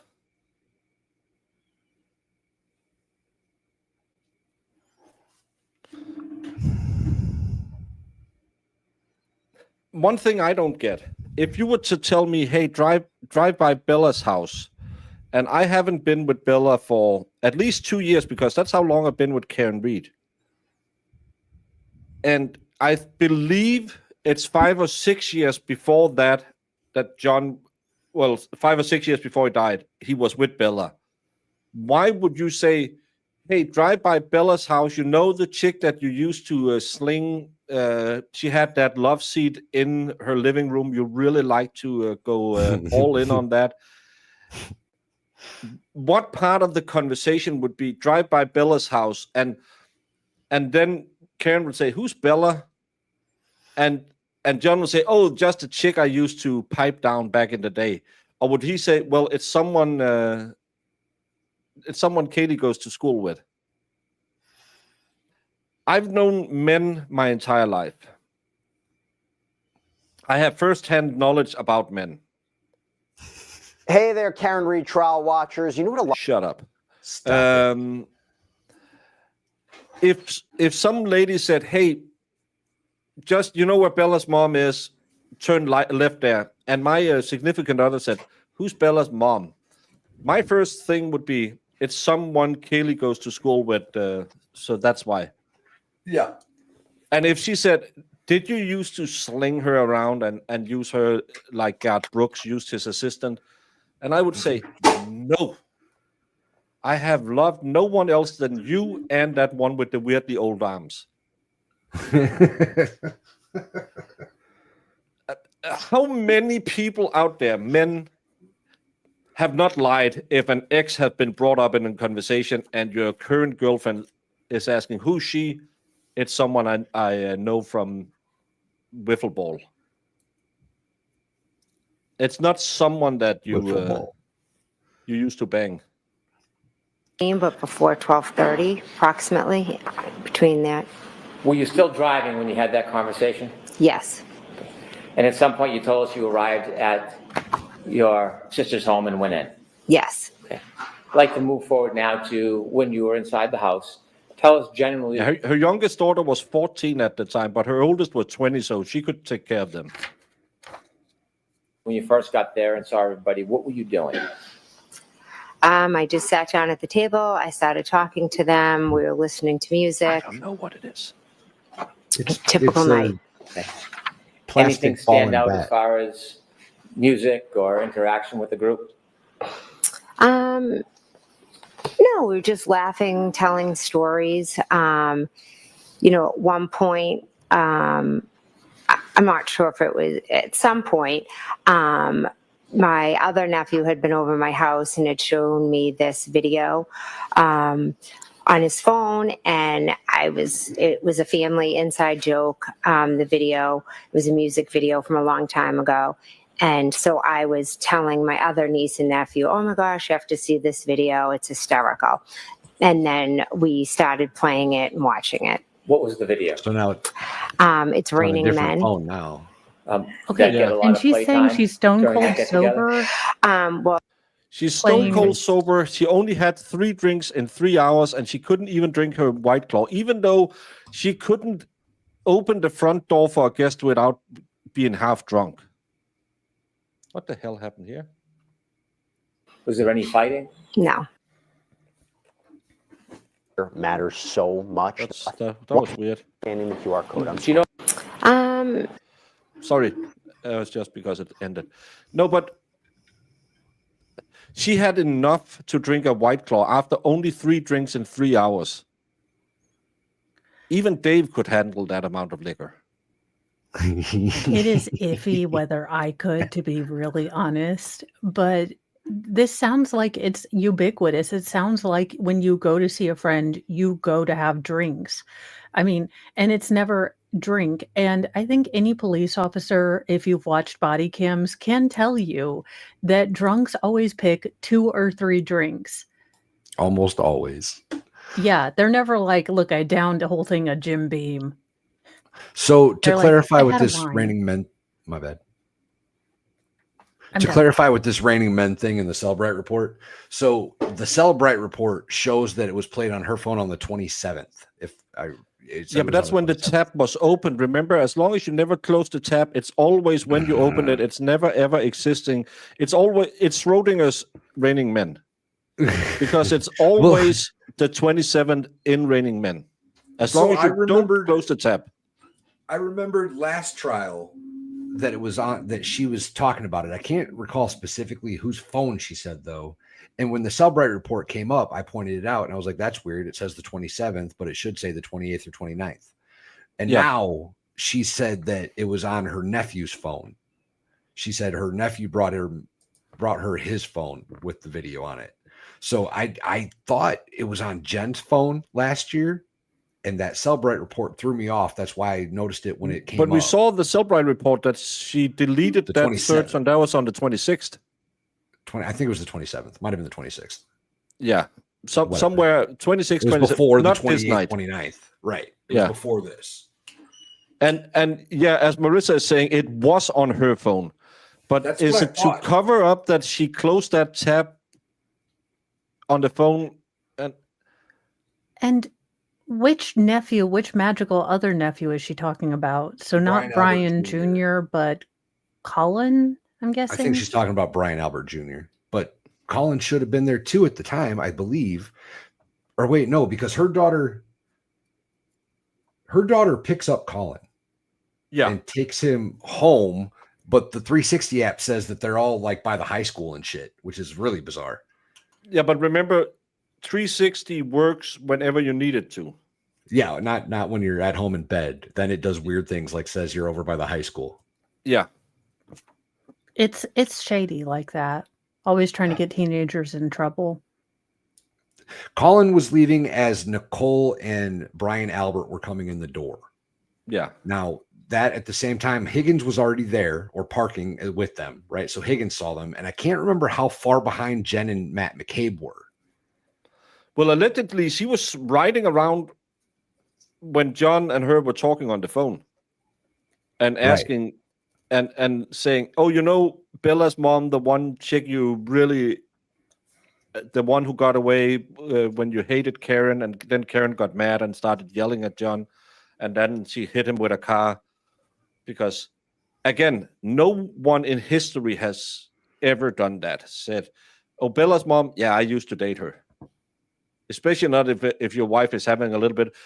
She told her at the bar, I'm having trouble with the new medication. Isn't that just reinforcing that Karen was sitting outside for 10 minutes waiting for John to come back out because he promised he would just go in, and she's saying, I really don't feel like it. I'm feeling kind of sick, and I'm not sure they want to have me in there. Could you just go in and say goodnight? And he doesn't come back out, and she thinks, well, fuck this. I'm feeling really crappy. I'm going home. I could see that scenario. Yeah, I could. I mean, again, if Mr. Mo told me he was only going to be out or in a party for a couple minutes, and I am waiting there and waiting there, the text messages and voicemails I would send would be not so great. Yeah. No, we were just laughing, telling stories. You know, at one point, I'm not sure if it was at some point, my other nephew had been alone. My other oh my nephew, gosh, you have that's to not see this Brian video. Jr. It's a During that get together. well, I have one sister who sometimes has a little too much to drink, takes out an umbrella, and Just will one? dance. So it's a family joke. While you were at your sister's house, what area of the house were you spending time in? And I was in the kitchen. What was the mood of everybody in the house, as far as you remember? Everybody was in a great mood. Was there any fighting? No, Any arguing? no, Any violence? no. Was it a celebratory mood? Yes. As you were in the house, were you waiting for anybody else that you expected to come? Yes, I was expecting John and Karen to come. At some point when you're in the kitchen, or let me ask you a little background. As you're in the kitchen of that house, can you see outside from the kitchen area? They had blinds or something down, but if the blinds were up, you could see out. Were the blinds up? No. At any point were you able to see outside from inside the house? From the front door, yes. Is the front door, is it glass? Yes. Do you have that picture still of the house where you see it, the roadside? Because if she's looking out the front door, the bush wouldn't have been in her way, and there's no way she wouldn't have seen John. At some point when you were with everybody in the celebration, did you have a chance to look outside? Yes. And when you looked outside, what did you see? I saw a dark SUV out front. Did you know whose SUV that was? I believed it was Karen's. Could you see who was in it? No. At that point of night, what does the weather look like from the front? Didn't she testify to the police that she saw Karen and John with the side door open? I believe she testified to that Or and then was changed that- it the last time. Was that one of the, or was that Nagel that said she saw? No, she said she saw the car with the car door open. Nagel Which was the side one is who the said kitchen? we drove by with the interior light on. We never saw anyone get out, is what Nagel says. If she's looking out of this little window up here, if Valhalla could zoom in on it, it'll be really good. Which So is she the says she kitchen can't window? see anything from the kitchen. That's over here to the right. Well, yeah, because there's a big effing bush in front of it. Yeah, and the blinds down. So she's looking out the front door. That's a 2/3 glass, and she can see. There's no way she wouldn't see John's body laying down there. No effing way. With or without streetlights, if it's snowing out a little bit, no effing way. No one should subscribe to Lefty. I couldn't agree more. I thought she was seeing it from the window the last time, but I might be wrong. Door. It's dark and it's snowing, and I could see, brake lights. Did you see if that SUV moved at all? I didn't see the SUV actually move, but I saw it in a few different locations. How many times did you look out? Can't give you an exact number of how many times I looked out. I can tell you I saw the vehicle first straight out from the front door. Then I saw it up at the flagpole, and then I saw it further up from the flagpole. Were you studying the car at all? No, it was quick glances. Did you have any reason to study it? No. What were you expecting was going to happen? I was expecting John and Karen to come into the house. Did they ever make it in the house? No, they did not. As you were waiting, were you doing anything else in addition to waiting for them to come in? Yes, so I was sitting at the table.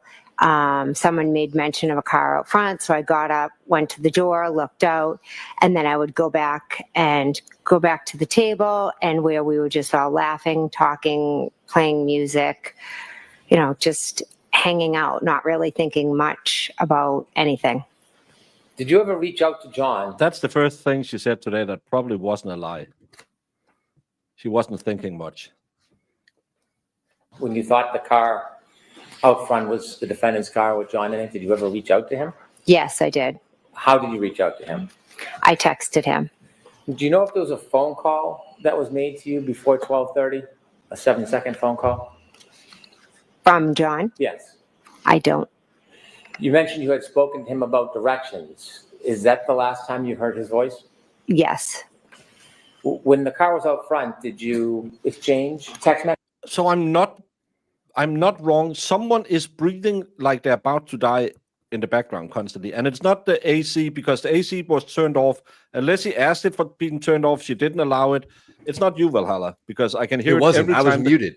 I was muted. and every time court feed is on, I can just hear this. Sounds like someone is dying. She changed her story slightly there.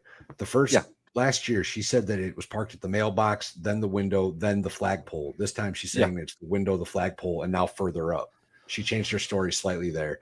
Also, what was the other thing I just caught? I was muted and I said it, but I was muted. Oh, she absolutely knows about that phone call, because she got all upset about it in the first trial when Alan Jackson or Unetti, I can't remember who it was asking her about it. And she's like, it must have been a butt dial. So sitting here acting all surprised, acting like she doesn't know what he's talking about is horse shit. She knows exactly what phone call he's talking about. She knows she's going to be cross-examined on all she's saying. She knows it's Alan Jackson. She knows that from the last time. Alan Jackson is kind of a twat-waffle against her. And she's going to sit there and yell that Aiden harassed her into doing it. That's what we're going to go with. That's why she didn't remember. I do wonder if it wouldn't be prudent to have Miss Little cross-examine her.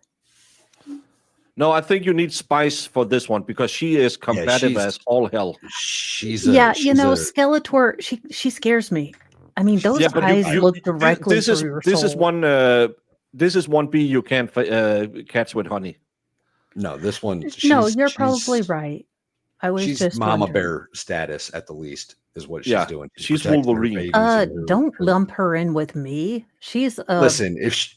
If she's got to be a crazy Mama Bear biche to keep her nephew Colin out of prison for the rest of his life, she's ready for that. Well, I mean, that face says she's ready for something. Simply texting him. Are they all on I was Ozempic? texting him. Is that what this is, or is it just Do you stress remember what from you were texting him? trying to get away with murder? The first time I said here, What do you mean by here? Was that like exclamation point? hair question mark, because that's when I saw the car. You were wondering whether that was him? Yes. Did you send any other text messages that you can remember? After I saw the car move locations, when I saw it go up to the flagpole, I said, pull behind me. And do you remember any other communications you had with him? Was he texting you anything? No, Did he ever text you again that night? he never texted me again. Never called again? No, Did you continue to text him over the next 15, 20 minutes? I did, yes. And so at some point, did you realize that John O'Keefe and the defendant weren't coming in the house? Yes, when the car was gone. Did you ever go outside through the storm down to the flagpole to speak to them? No, Why not? There was no storm to walk through from the house to the flagpole. This is disingenuous crap again. There was no storm to walk through. There was a light dusting of snow. We can show you the photos from the library. There wasn't enough snow to even fall in it. I hate when they lie and try to imply that, oh, you didn't see it because it was a massive snowstorm. There was no storm. In that library footage of, when they tried to show Karen, speeding away from Fairview, the one where they conveniently don't have her, that wasn't even a lot of snow from the morning. No, you're thinking about the one where she's going back the next morning, because they have her going to Fairview at night. There's no snow. And then they have her the next morning. There's probably 2 inches of snow. Okay, you are correct. I get that confused. Yeah. Why would I? I was just asking. I had no reason to. Rumor has it that her car was at the DA's office Sunday. So her and Brennan most likely went over this performance Sunday. And still she comes off as very unlikable. So when you were in the house, at some point, did you notice that that car was gone? Yes. Were you marking the time or keeping track of it? No. After you didn't see the defendant's car anymore, did you stay? Yes.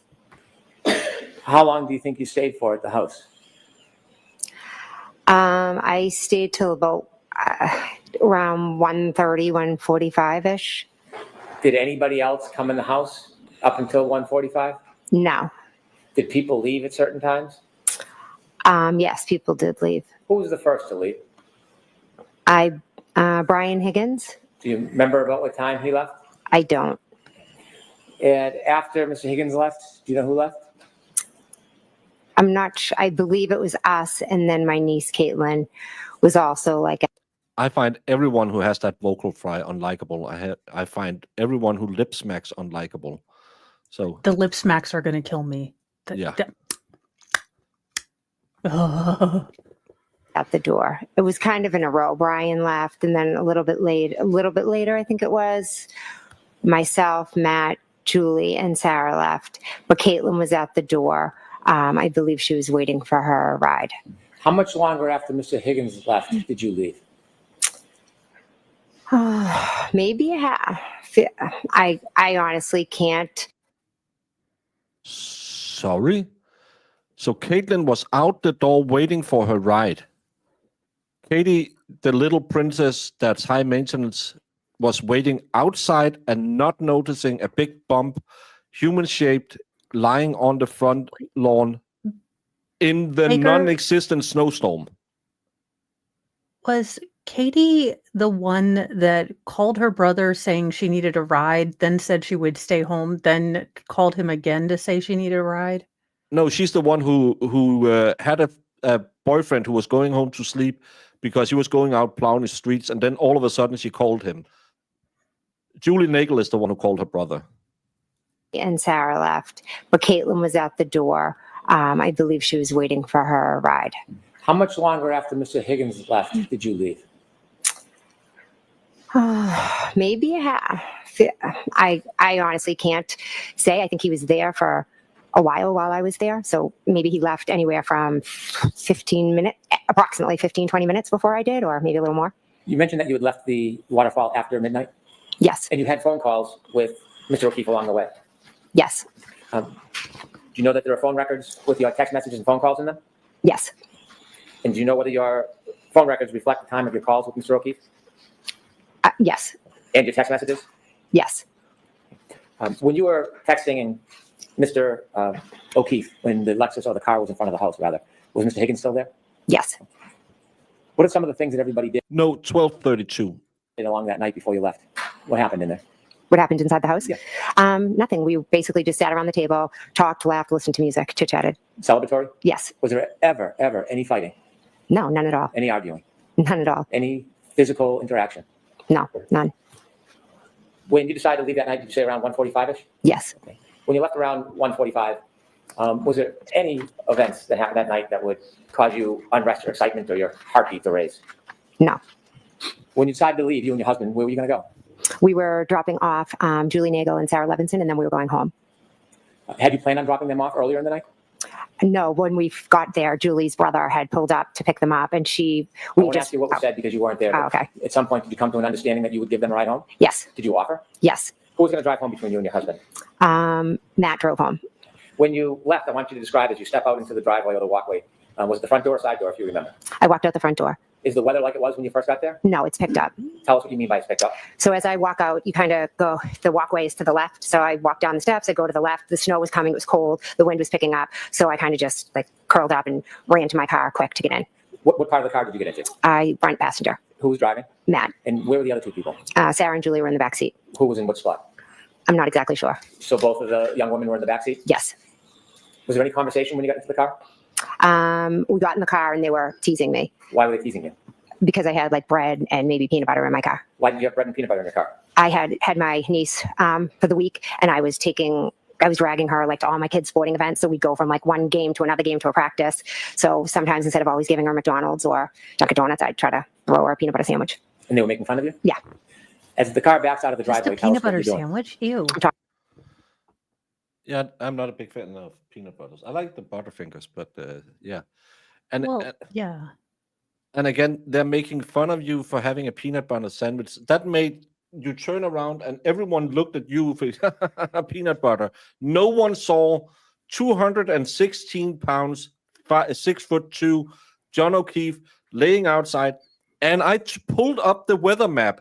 Thank you again, Sleuthie. You are my, not my Lord and Savior, but you are my Savior because I don't have to do homework. I'll just slip into her DMs and say, well, Ooh. yeah, I'll learn from Higgins. There was 3.3 inches of snow accumulated over the 24 hours from 7 a.m. on the 28th to 7 a.m. the 29th. No, 6 a.m. I believe it was. But still, 3.3 inches. The weather had picked up. Talking to the girls. You just moved your head. Yes. Does that mean anything? Yes. How? They were both sitting behind me. So I was like turning and, chatting and talking. After your husband pulled out of the driveway, do you start to drive home? Yes. If the house is on my right and you're driving, are you in the passenger seat closest to the house or furthest away? Passenger seat closest. So you're driving, if you look at a picture of the house, you would be driving from right to left? Yes. So as you start to drive or your husband starts to drive the car, what direction are you looking in if you remember? The back seat. Did you drive by the front of the house, do you know? We pulled out of the driveway and went up Chapman. Okay. And your husband and you passed by the front of the house? Yes. Did you pass by the flagpole? Yes. Were you looking at the flagpole? No. And how dark was it at that point? It was dark. Snow? Yes. As you're passing the flagpole, do you hear or see anything remarkable?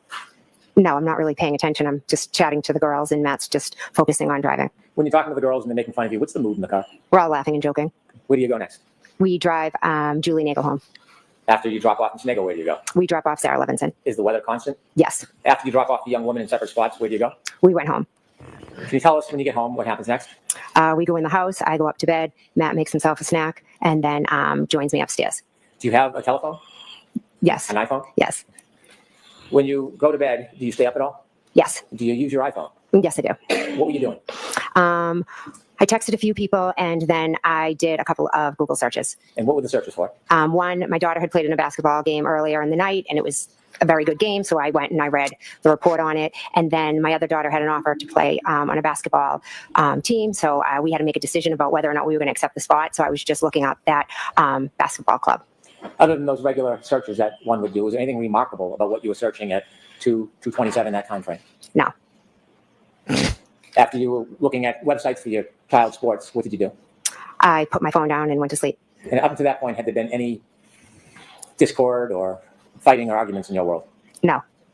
Peaceful night? Yes. Did you go to sleep, Ms. McCabe? Yes. Did you sleep through the night? I typically get up to go to the bathroom, so I could have gotten up possibly to go to the bathroom. Did anything remarkable happen in the early morning hours of January 29, 2022 that changed that peaceful mood into something else? Yes. I want you to share with the jury the first thing that happens that changes everything. At 4:53, my phone rings and I look at my caller ID. I look at the phone and it's Kaylee, John's niece. John's niece. And I say hello. And she said, basically she relayed to me that Next question. When you pick up the phone, could you hear a voice on the other end? I heard a voice and a lot of screaming. And the voice you heard, is that Kaylee, John's niece? Yes. And the screaming, was it a man or a woman screaming? It was a woman. How loud was that person screaming? Very loud. Could you make out anything that person was saying as they were screaming? My name was screamed a lot. And then The other individual ended up getting on the phone with me. And who was that person that was screaming in the background? Miss Reed. How long was she screaming for while you were speaking to your niece before you spoke to her? The entire time I was speaking to Kaylee, she was screaming. Describe her demeanor. I'm pretty sure she messed up. Miss Reed's. Yes. I'm pretty sure she messed up. She said that Caitlin left before her. I'm pretty sure last year, for the first time, they said that Caitlin was the last one to leave the house. And I think she messed up today and said that Caitlin left before her again. Yeah, and Caitlin was just, well, she could have been because she said she's outside waiting. Yeah, I have the best pause faces. And Wait yes, a minute. She's outside waiting during a blizzard. Exactly. Who's going to make their niece or their daughter rather stay outside on the porch waiting for their fiance from the next town over to come pick her up? There's no way. No way. Who does that? Again, the weather had picked up. Yeah, but there was still no snow. It was absolutely minuscule. Anyone who lives, Mo lives a place that gets snow. Valhalla does. Yes. I used to. Yeah, but if there's 3 inches of snow coming in 24 hours, there wasn't any snow. Not that much. No. Hell, we'll get that here overnight sometimes, and it'll be gone by noon, but still. Yeah, I mean, if there can be bursts. I mean, what she's talking about, she wants us to believe it's a whiteout. It's nearly whiteout condition. I mean, you are like white knuckling it. You're clenching a little bit, doing your Kegels, trying to, drive through.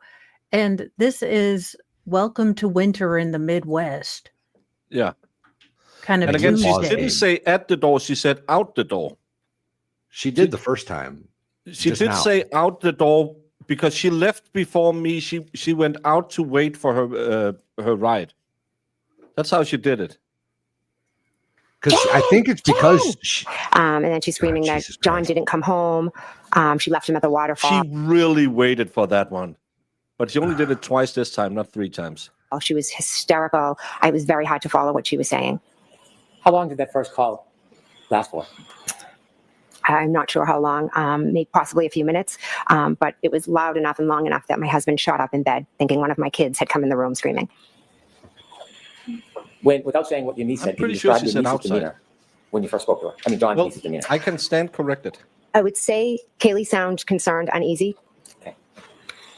During that phone call, other than the screaming and screaming of your name, can we just all collectively say, oh, how nice of them to constantly mention the niece's name? I know I effed up one time. They weren't allowed to mention them by name the last time, and they have done it 1,000 times this time. She's a 16-year-old girl who has to live with the loss of her parents, her foster parents, and now hear her name blasted in court constantly and go to school tomorrow. Yeah, I really dislike this use of the children. Again, I think if this was an open and shut case, like Brennan had said, you could have been classy and kept the children out of this. Again, I hate to bring it up all the time, but in the Darrell Brooks trial, we had no idea until the victim impact statements just how much these kids, these high schoolers, and all of these victims had been injured because they kept it very professional. Defendant give you any information other than she had dropped John off at the waterfall? They had gotten into a fight. She had left him there and he didn't come home. And when you were woken up, were you in a sleep when you were woken up? Yes, I was sound asleep. What was your mental state like when you first woke up and got that call? Well, I had been up late. I had taken my medication that I take for my MS, so I was definitely a bit groggy when I first woke up. So immediately I just wanted to help her. She was hysterical. Kaylee was upset. So I went into that kind of mom mode of what can I do? How can I help? So I immediately was like thinking, okay, well, if you left him at the waterfall, let me think who was still there, or, how can I help you? How can we find John? Did you have a plan when you ended that first call? I did. I knew Chris Albert had still been at the waterfall when I left. So I thought if Karen and John had gotten into a fight, maybe Chris had walked out of the bar, and Chris lived local to the bar. I thought maybe they walked back to Chris's together. So what did you do? So I called Chris Albert's wife, Julie. Did you speak to her? No, she never answered. After you had a moment to make a phone call and think about things, did your head become any more clearer? It did. And I was, reminded by my husband that we had seen Karen and John's car outside of Fairview. When he reminded you, did you independently remember the text messages that you sent to John earlier that evening? Immediately, I was like, oh my God, you're right. Did you remember that you had seen what you believe to be the defendant's car in front of the house near the flagpole? Objection, Your Honor. Watch the form. Okay. What did you remember? What came to mind after you spoke to your husband about your memory from earlier that evening? The minute he said it, I remember seeing the SUV and then all the text messages that I had and the phone conversation with. I had 3 beers in 3 hours, which is the normal amount of time it takes to burn one drink. So she would have been stone cold sober. Then I had a sip of White Claw. Then I went home, Googled 3 things and sent some text messages, but stayed up for an hour. And I couldn't remember till my husband told me that I saw the car the next day. And we are to believe Karen was as drunk as Valhalla on payday and made a mistake by saying, we've had a fight at the waterfall. But this lady who was as sober as a church mouse. Mm-hmm. And she couldn't remember what happened. And again, effing men of Canton, why didn't any of your lazy asses get out of bed and ride your cars around with your hysterical women in it? And why didn't you get hysterical for John missing? Your bestest friend in the wholest world. Yeah. Also, how long has she had MS? Because I understand that she takes medication. And yes, there are some side effects, and it could lead to, maybe not being as sharp, all the time. But if she's had this for a while, if she's been on a medication, her body has adapted to it. So I think she's on Ozempic. Well, that's not for MS. It's probably really bad to take Ozempic while you are on MS, because that will attack your bones, and the other one attack your nerves. The Ozempic, I think the bigger issue with Ozempic is the heart muscles. But not medical advice. But I did go back and look, and Chad is correct. She said at the door, and she said that she left before Caitlin. Chad is never correct. They were right this time. Agree to disagree. John. So after the defendant spoke to you and said she had left the defendant at the waterfall, and you had time to think about your memories, did you react or do anything with that? Yes, I believe I called Kaylee back. Why did you call Kaylee? I didn't have Miss Reed's phone number. When you called Kaylee back, did you speak to anybody? Yes, I believe Kaylee and then Miss Reed. When you first spoke to Kaylee, could you hear anything other than Kaylee? The screaming. Was it any different, or was it similar to the first time you spoke by phone? Similar to the first time. Regarding the demeanor or intensity, had it changed at all? Not at all. You mentioned the first time that you had that phone call, the defendant was screaming your name. Jen, Yes. Jen. Was she saying your name in the second call, or was it just general screaming? My name. And then when she got on the phone, I had told her, Karen, I saw you guys outside of my sister's house. And then she told me she didn't remember being there. And then she went on to say, she started saying, could I have hit him? Did I hit him? And then she just was just all over the place, like screaming my name, screaming so many different things. She was hard to follow or understand. When she was saying to you, did I hit him? Could have I hit him? Was that before or after you informed her that you had seen her out front of your sister's house? It was after I told her that. She also informed me that she had cracked her taillight. And again, this is not something she ever testified to, because she didn't tell her on the phone that she cracked her tail light, because they claim she didn't see that. And she hadn't been out at her car at this point. So she got home that night, hitting him, stumbling drunk into the house while calling him. We know that is on the phone. And she, oh, fuck, I cracked my tail light when I killed him, but I'm still going to call him and call him a pervert. She's changing her story again. Yeah. And again, when you are... Karen noticing her cracked tail light requires, again, 2 things to be true at the same time. Karen was beyond stumbling drunk, but she was also observant enough and, conscious of her guilt enough to start dropping, trying to come up with another conspiracy. So either she's so drunk she didn't realize she cracked her tail light, or she is such a mastermind that even while drunk, she can still try to cover her ass. Again, Cross is gonna be fire, and it's not going to be till tomorrow morning. In that conversation, she told you that? In one of the conversations I had with her in my bedroom, yes. When you told her that you had seen her out front, and she had said that she didn't remember that night, Was that before or after she was It depends. I don't think he's done with with direct today. saying, did I hit him? Could have I hit him? Can you repeat the question? So Sorry. she was telling you about that she didn't remember that night. Mhm. Was that before or after you had told her about seeing her car? When I said I saw her at Fairview, then her response was she didn't even remember going there. Did she ever deny that she came to Mr. O'Keefe's house? I mean, to your sister's house? No. When she told you or said to you, did I hit him or could have I hit him or something like that, did you have any idea what she was talking about? No, I didn't pay attention to it. When she told you that she had cracked her taillight the night before, did that have any significance at that time to you? No. So in telling you these different things, did you ever piece them together at that time? No. What was your primary motivation at that point? I just wanted to help her because she was hysterical. Kaylee was very upset, so I wanted to help her, and I wanted to find John. So after she told you these things about whether she could have did hit her in the light and not remembering, did the conversation end or did it progress? At some point, I was then going into like, okay, well, if she brought him there and left him there, where was he? Because he never came in the house, and she doesn't know where he is. So now, where could he be? So I started thinking there was another gentleman that was supposed to meet us out at the bar who John was friends with. So I thought, okay, well, in my head, I'm thinking maybe they got into a fight. John got out of the car, and he connected with this guy because he was at a party on the street. What was that person's name? His name is Tom Beatty. Did you call him? Yes. Did you get a chance to speak to him that night? That morning? Yes. No. Tom Beatty is the father of the, I believe, 16-year-old daughter who talked about Colin had called her at 12:35 that night, and allegedly Jen told her that she should stop at D in her mouth and stop talking so much. Wait, what? Oh, you didn't know that? No, what's this from? That's because he wasn't mentioned in the first trial. No. No. She told a 16-year-old that she should stop at D in her mouth and stop talking. And then they got real quiet.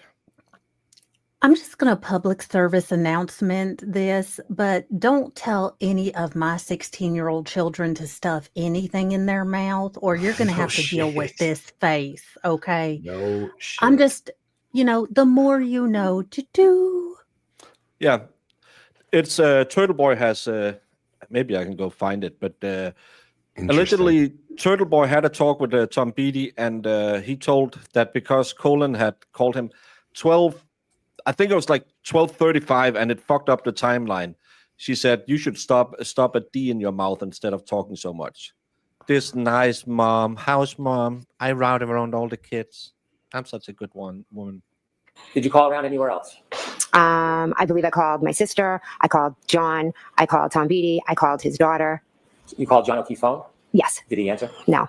Did it go right to voicemail? I don't remember. Did you text anybody? I honestly don't remember if I texted. I primarily think I was just trying to call as many people as I could and try to figure out what happened. So you had two conversations at this point with the defendant while you were still home? Yes. Was there any further phone calls that you had before you did something? I'm not sure if I know I went downstairs to make coffee because my plan was to go with my husband. I said, come on, let's just go over to Tom Beatty's. Let's see. Maybe John's there. He passed out on the couch. I can't unsee William Dafoe I'm not now. sure if Karen called me again I or can't not. unsee it. It's a little foggy because there was so many calls and everything. And so that morning when you're receiving calls, did something happen? Karen showed up at my house. How did you know Karen showed up at your house? I could hear her screaming out front. And about what time is this? Approximately 5:20, 5:30. I can't be Were sure. you worried for John at this point? If you go to the Justice for Karen Reed and search on it, Reddit, according to Jen McCabe, Tom Beatty was meant to meet everyone that night and didn't. Assume that she means she was calling him to see if John was at his house. What the jury hasn't heard yet is Colin called Aaron Beatty at 12:33 asking for her to pick him up. Tom and Aaron Beatty appear to have been approached by Jen McCabe afterwards to discuss what they know. They are both on the defense witness list. They weren't brought in the last time. So But they're on the defense witness list this time? I'll have to go look. Not particularly, no. Were you screaming? No. Now, at this point, this moment, when you hear her outside of your house yelling, early morning hours, did you know a person by the name of Kerry Roberts? I knew of her. I'd met her once. Were you friends with her at that time? No. Had you socialized with her at that time? No. Had you ever seen her before with John? Once. Tell me about that. Years earlier, as I said earlier, I used to take Kaylee on Friday nights, and Kerry was the one who would take Patrick on Friday night. So we would each have the kids. And to thank us, one day John told us how he got a discount at Reebok and to get our kids shoe sizes, and he was going to buy us all sneakers, just as a way to say thank you for helping. So we all went to the store together, and then John took Kerry and myself to the hillside for lunch. How many years before this moment was that? Oh, gosh. Well, I think that's when my daughter was in kindergarten or first grade, and at this point she was in 8th grade. So like 7 years. Had you ever spent any... So she never ever talked to Kerry Roberts, even though she always took care of John's kids. Her husband was one of John's greatest friends, and Jen McCabe was one of John's greatest friends, but they met once in forever. I've seen Valhalla and Mrs. Valhalla more than this lady who lives in the same town has has kids who goes to the same school, and they never ever met. Hell, Baker's met my in-laws as many times as Jen McCabe has met Kerry Roberts. Yeah. Well, and that doesn't make sense because you're thinking John, he has 2 children. He's just taken on this parental role. He was probably always going to have one or the other of the children. And you don't drop off at random separate places. So that if they were all doing basketball, he would have run into both of them. They would have been there. I mean, again, she might say, oh, I only have daughters, but guarantee you she's at, Colin's football games or hockey games or whatever the hell, lacrosse, whatever stupid sport thing he does. Both the Beaties is on the witness list. Yeah, and if it's a daughter in kindergarten, why would you say you go stay at Jen's house? And the younger brother, who's 3 years younger, goes stay at another woman's house. You just had a massive loss in your life. Yeah, let's split the kids up. It sounds absolutely unbelievable, but yeah, I don't know. Other time with Kerry Roberts before this morning? No. Were you friends at that point? No. How would you consider your relationship with Miss Roberts on that morning when Miss Reed arrived to your home? I had met her once, and that was the extent of it. I wouldn't say I knew her at all beyond that one time I went out with her. And I want you to take us back now to when you first hear the defendant in your driveway yelling. When you hear that, do you hear any words, or is it general yelling? So I hear her yelling. So I was downstairs making coffee. I go to my front door and I open it, and she's screaming, Jen, Jen. No, he never dated. Well, Kerry was back in junior high school. Prom.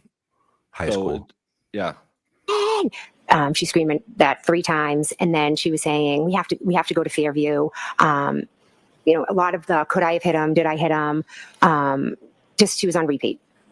What did you do? That's not what my husband came running down the hall and was like, "Tell her to shut up. She's going to wake up the neighbors." And then I said, "I'm just going to go." Sorry, I'm going to get us all demonetized. Every woman in Canton a massive C word? You have a distraught woman screaming, I can't find my boyfriend. And the first thing you say are either shut the fuck up and put your seatbelt on, or shut the fuck up, you're waking the neighbors. Or are you saying, oh, you can't find John, I'll get my winter boots on, I'm going to call Coco and have Brian go out looking for him. I'm going to call Chris and have him go out looking. I'm going to call my cop brother and have him tell the police to look for him. Also, Baker, you have one of these stupid things. Why are you not calling people? And let's go back to this stupid C word attitude where Jen McCabe and Kerry Roberts are the only people that can be in shock and ha-rah. I mean, again, yes, some people shut down. I am a shutdown person when it comes to big emotional things. I completely shut down. I become very stoic or very irreverent. Yeah, but I would never tell you, shut the fuck up. I would say, hey, no. Hey, we're going to find him. Relax. Okay, we go into soul mode now. I called, you called Carrie. She's coming over here. Okay, get in the car, honey. Let's get you hot. we'll figure it out. I'm going to call Brian. I'm And going to call Chris, Baker, and I'm I'm going to with you. call. Where are all the dudes in this effing town? Because Mr. Mo would like hell let me go drive to help a hysterical friend. He'd be Yeah. like, fine, fuck it, I'll get up. Where am I going? You know, he wouldn't be happy about it, but that was what Mr. Mo, and that's what I would guess Baker, you and Valhalla would do the same thing. If I called you and said, yeah. "Hey, I can't find Mr. Mo," not gonna Yeah, say nothing I'll over the catch a text, plane. but I'll be there a myself. bit late. Yeah, but that's the thing. It I doesn't had a- make sense, and I'm so tired of only specific people being allowed to be upset about John. Now, every time Karen has been mentioned in this trial, she's hysterical, she's ridiculous. I'm sorry, but as someone who has lost someone, I can tell you that those thoughts, that crazy, that where did I find him? Where is he at? That is going on in your head, even if you are a shut down stoic person. So it really pisses me off that Carrie is allowed to be shock and hara, and Jen is allowed shock and hara, but Karen was just hysterical and not helping with anything. and again, I have had my ex-wife called me when my kids were small, and one of them had that airway infection kids can get, and she wasn't breathing right, and I said, okay, it's going to take a little while, but I'm on my way. And she said, well, we're going to take an ambulance and go to the hospital. I'll be there. And that was at like 1:30 in the morning. Yeah, I'm fucking going to the hospital. My daughter could be in trouble. You betcha. If I needed to go to her house and pick her up and drive her to a hospital, I had done that. But this town, the men are all sleeping, can't wake up, are just shut your hysterical friend up. They don't care about John enough to say, oh, maybe we should just take a peek. Maybe we should call every fucking one knows a paramedic or a police officer.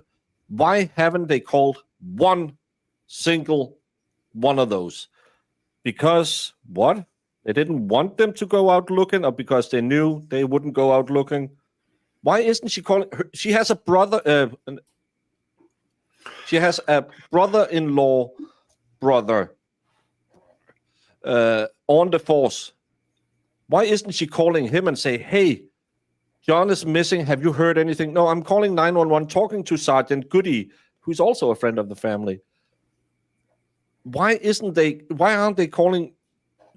she calling her brother-in-law, who is a police officer? I just don't believe Jen. She does not feel genuine to me. Nothing about her body language matches the fact that she's actually upset. Why would she not call her sister and cop brother-in-law, whose house she's currently driving to, because that's where she believes he is, or the last place they saw him? Why would they not call Brian or Nicole? Why? Yeah, that's the first person I would call. Say, hey, I know we didn't see John, but just to make Karen calm down, because she's hysterical, can you go look? Why wouldn't you make that phone call? Yeah, that would be the first phone call I'd make. Because I can guarantee you, if I said, I'm going to go drive to so-and-so's house, Mr. Mo's going to say, hey, you want to call them before you go out in a blizzard? Yeah. And I'd be like, yeah, that's actually pretty smart. Jesus. With her, I'm going to go look for John. And then he yelled down saying something like, you can't be driving around in this weather, with a broken taillight. When you saw the defendant at your front door, had the weather changed overnight? Yes. Was it different? That's a new story, too. You can't be driving around in this weather with a broken tail light. Yes, now the snow had intensified. It was almost like, it was dark outside, but it was like whiteout conditions. How dark?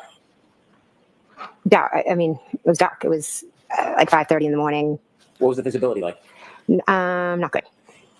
After you meet the defendant, why did they force her to go back to her own house? That's another one of those what if any stories. Door, do you let her in, or did she stay outside? I'm not sure if I just grabbed my coffee and ran out, or whether she came in. So we went down my walkway. She was just kind of running all around. The driver's door was open, so I told her I was going to drive because I thought she was too hysterical to drive. In the meantime, all of a sudden there was a car at the end of my street, and there was a plow behind it. The car that came to the end of your street, do you know where it went? I meant the end of my driveway, I'm sorry. When you say at the end of your driveway, did it pull into your driveway? No, it just kind of stopped right at the base of my driveway. Okay. How far behind your car was that car?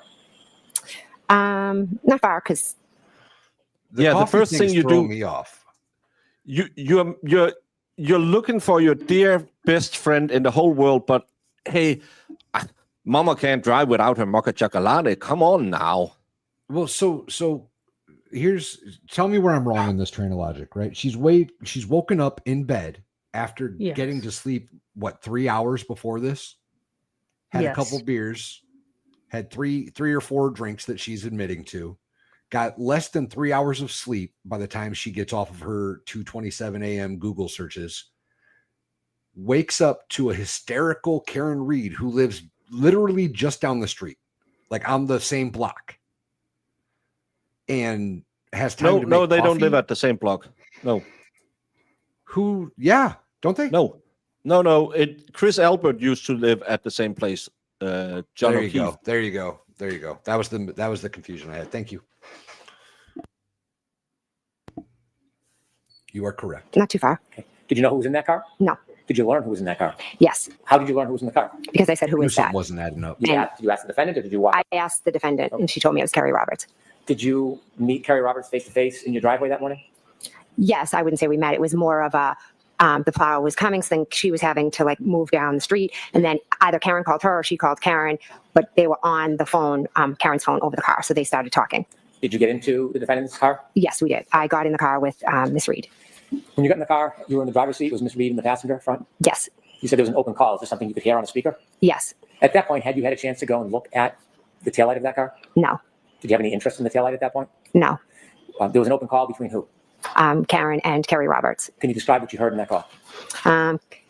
Karen was saying that she wanted to go to Fairview, and Kerry Roberts was instructing her that no, we weren't going to be going to Fairview, and she kept saying, "We got to go to your sister's house." And Kerry Roberts said, "No, we're not going to be driving around in this weather in two cars.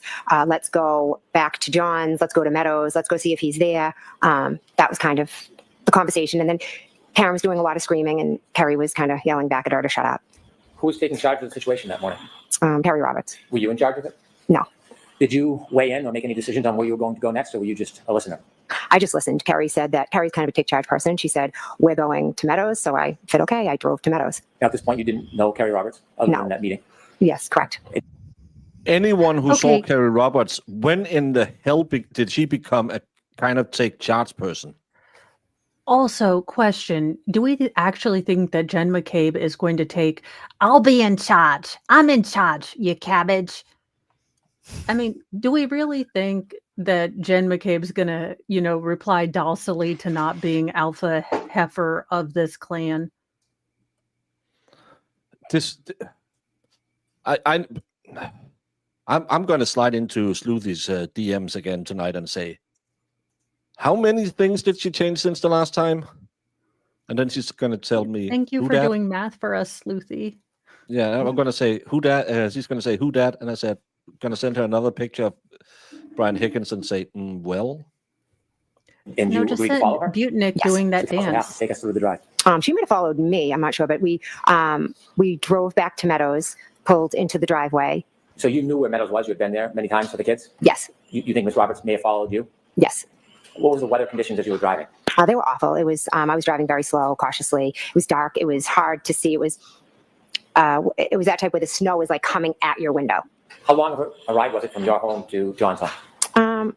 Approximately 5-6 minutes. Was there any other phone calls while you were in the car with Miss Roberts, or did the phone calls end? I believe that was it. Can you describe the defendant's demeanor on the trip from your house to John's house? She was just screaming, yelling things. It was almost like everything she said 3 times. And she just went from one thing to the next. She was quite hysterical. Do you remember what she was yelling about?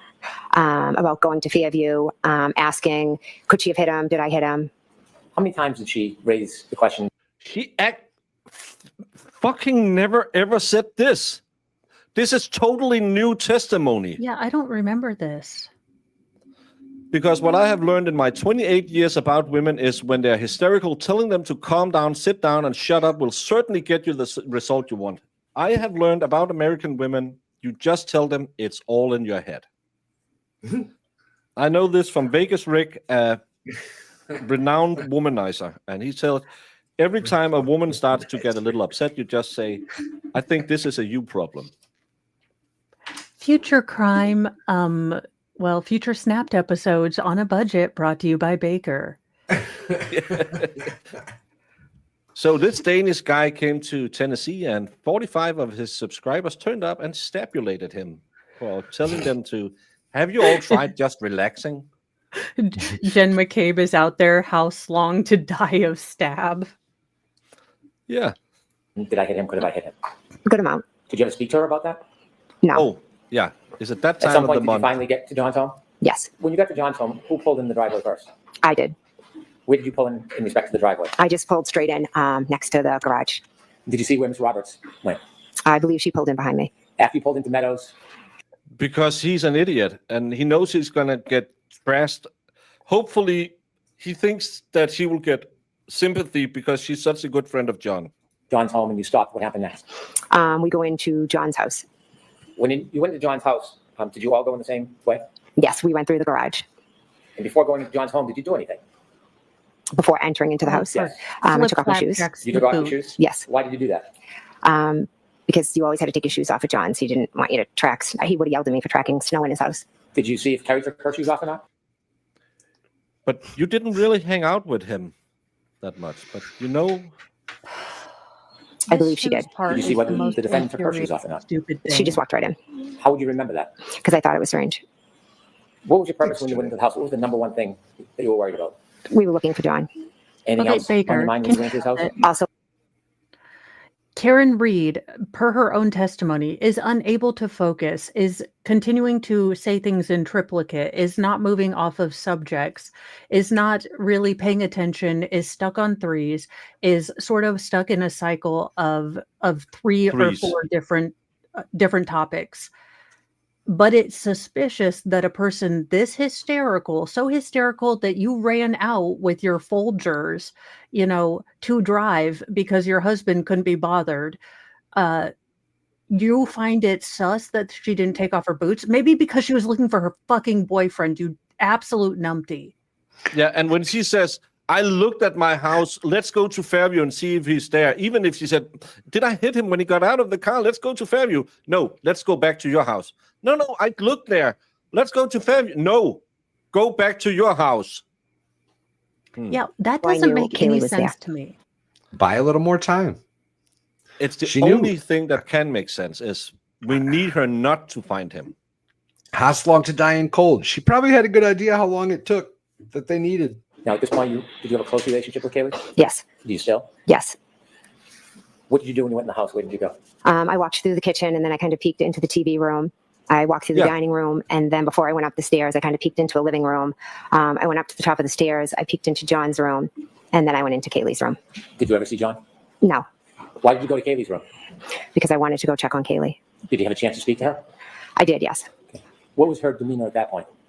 She was very, she was in the bed. She was holding on to her phone. She was terrified.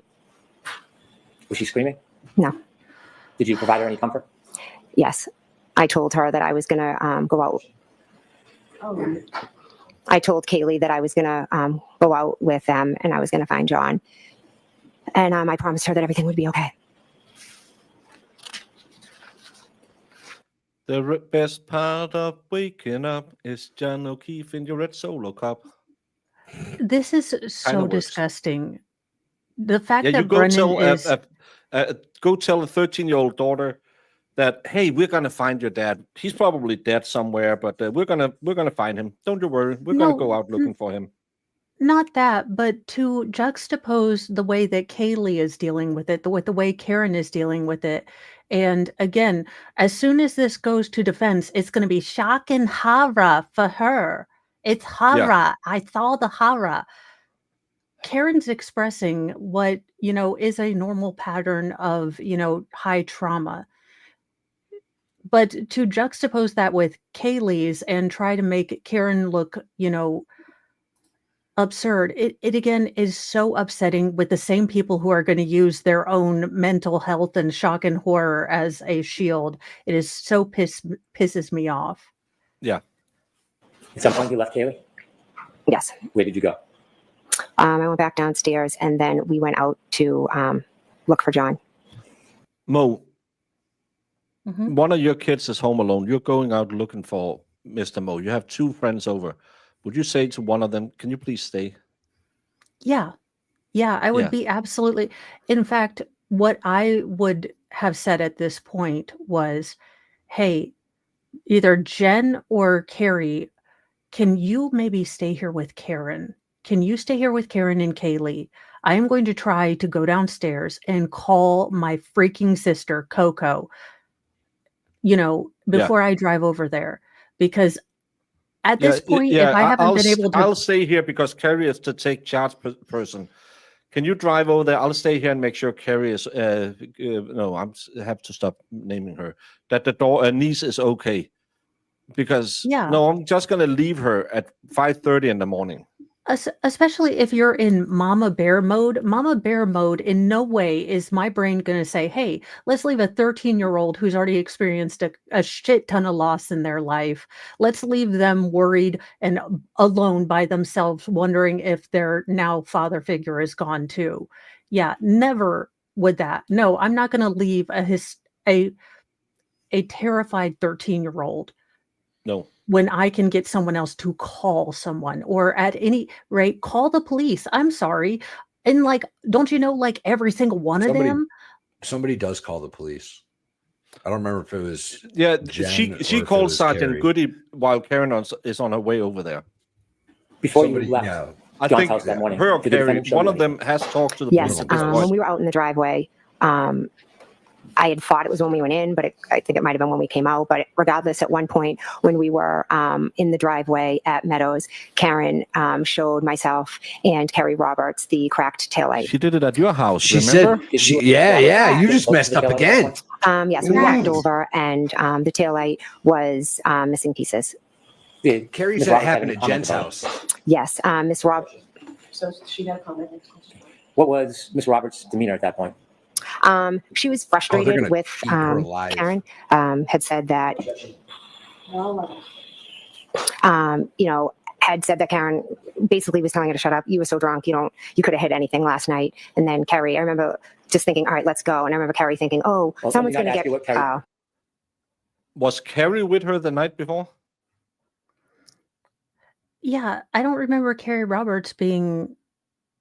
How did Carrie know how drunk parties. She was the night before? She wasn't out drinking with them. What? I'm sorry. Sorry. We don't want to think what somebody thought. At 4:10. I want to know what you heard and what you saw.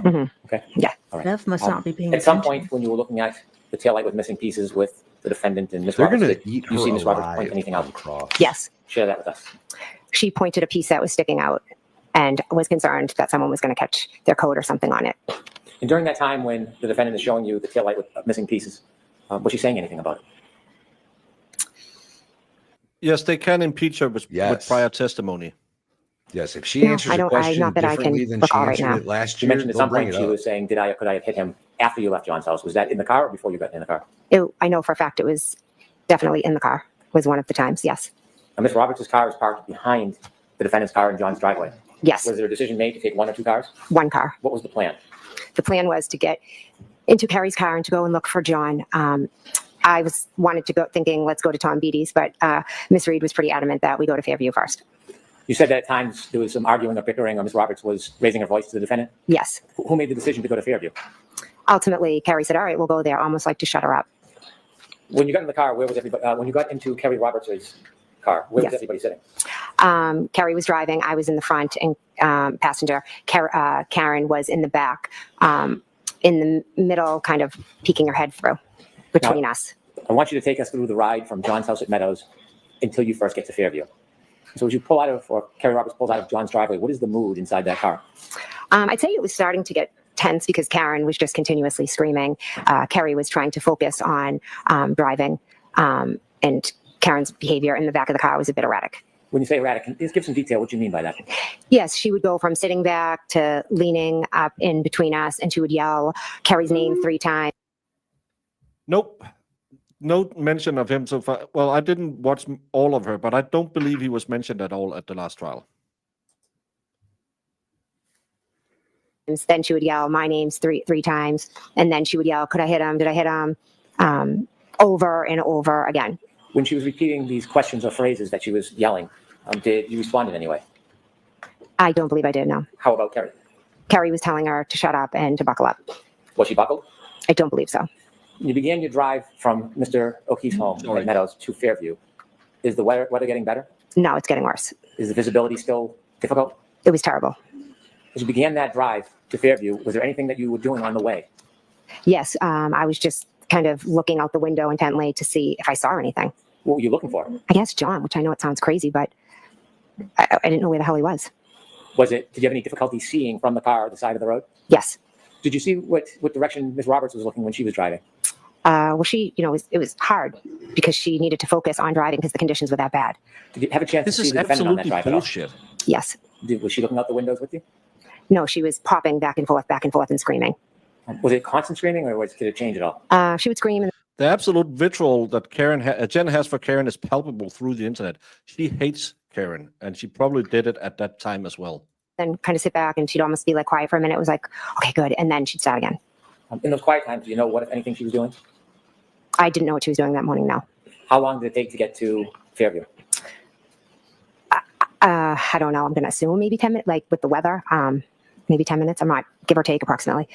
As you're approaching 34 Fairview Road, before you get there, is Fairview going to be on your left side, driver's side, or on the right side? As we're pulling up, it's on the driver's side. Carrie's going to take a left down Fairview off of Chapman. It's not she's in the back hysterically. I want you to take us back to that morning, about 20 or 30 yards before you get to Fairview. Mm-hmm. You're in the car with Ms. Roberts and the defendant? Yes. What's happening in the car? Karen's is screaming, and at that point, she had asked if John could be cheating on her and if John could be with Bella's mom. And then what happens? I just didn't know what the hell she was talking about. I was like, what are you talking about? Why would he be with Bella's mom? Baker, can you pause? And then Yeah, but we have to keep up, Bella's- keep stopping all the time. We're way behind now. okay. Bella's mom, was this brought up in the other trial? This part Yes. of her? Yeah. Okay, thank you. Carrie said, well, do you think he could have walked to, there was another woman years before that John had dated who lived on the next street over to her house. And as you approach that area before you get to the flagpole, does anything? Who asked if he could have walked over there? What is Carrie? And Carrie said, well, do you think he could have walked? And as you approach that area before. That's not what Carrie talked about. Carrie said they drove by the house and said that's where Carrie. That's what. Didn't Carrie say? Sorry, Anna just said we didn't stop all the time. Didn't Carrie say we drove by and Jen mentioned that's where Bella's mom lived?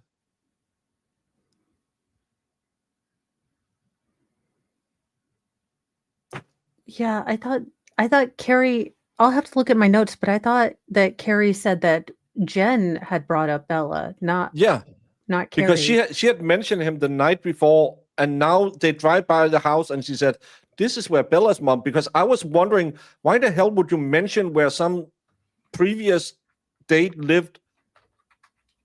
You get to the flagpole. Does anything remarkable happen?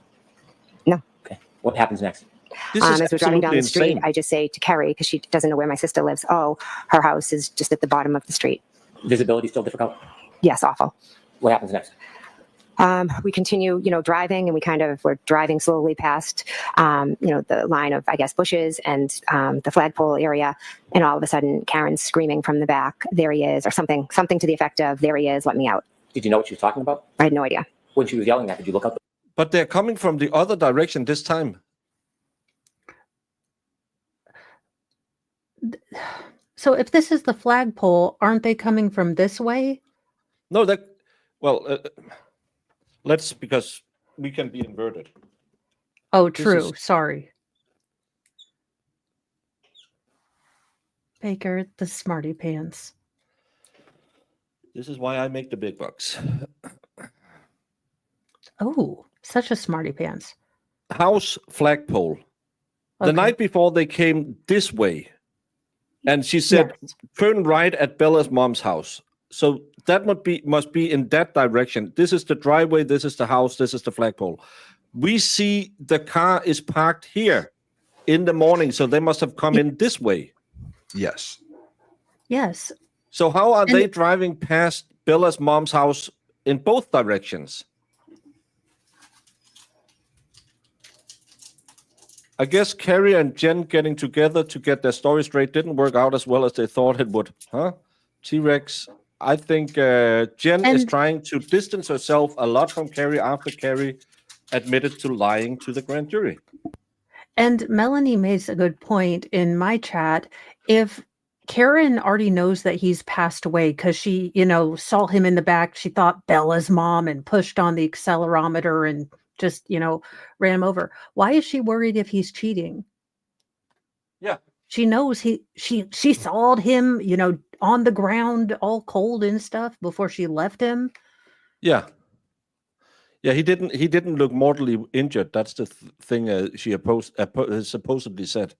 The window? Yeah, we had our eyes peeled out the window. Did you see anything? Nothing but snow. How long was she yelling about whatever it is she was saying? She screamed, stop. So Carrie stopped pretty quickly.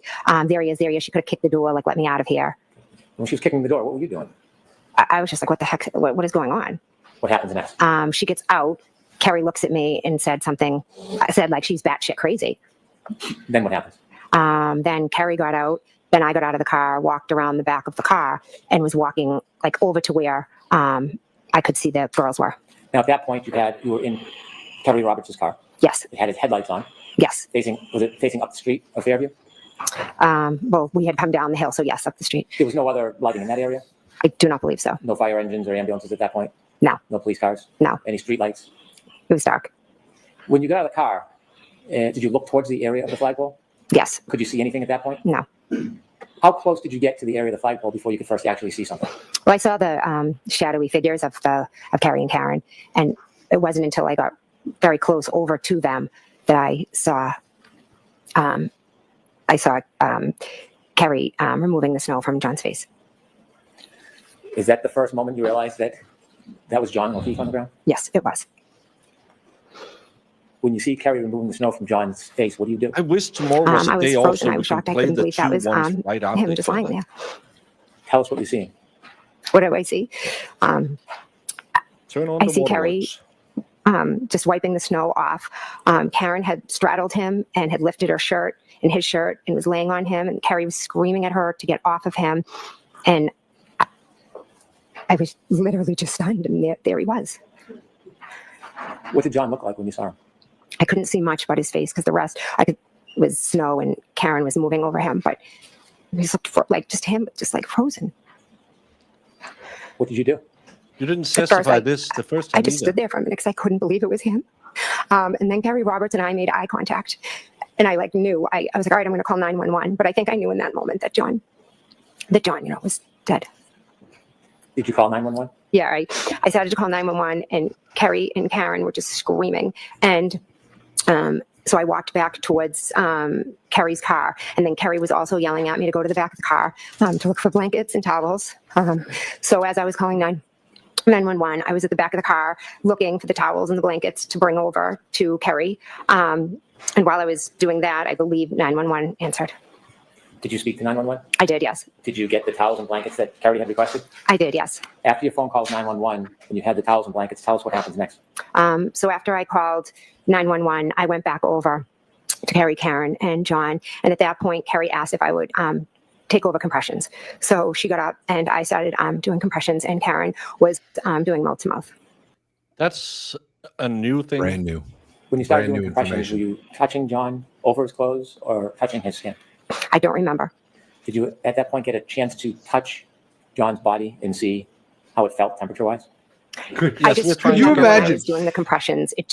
I don't really know how to explain it. Could you imagine I'm sorry, finding somebody frozen in the snow and going to your car for blankets instead of taking them to the house that your sister and brother-in-law live in?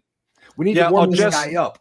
Let's just keep him in the snow and wrap a blanket around him instead of walking to the door of the house of your brother and sister. Where the trained first before. responder at the house, she calls 911. Do you know what she could be doing while they were working on him? And she's calling 911, banging on the door, saying, "Brian, get out here! Get his ass in the house." Just wasn't normal. It wasn't normal, Jen. It wasn't. I can't think of how to describe the way it felt when I was trying to press down, but it was like resistance. How long did you try to give compressions and give aid to John for? Until the police came. Mr. Brennan, why don't we end here? She just said she was giving CPR until the police came.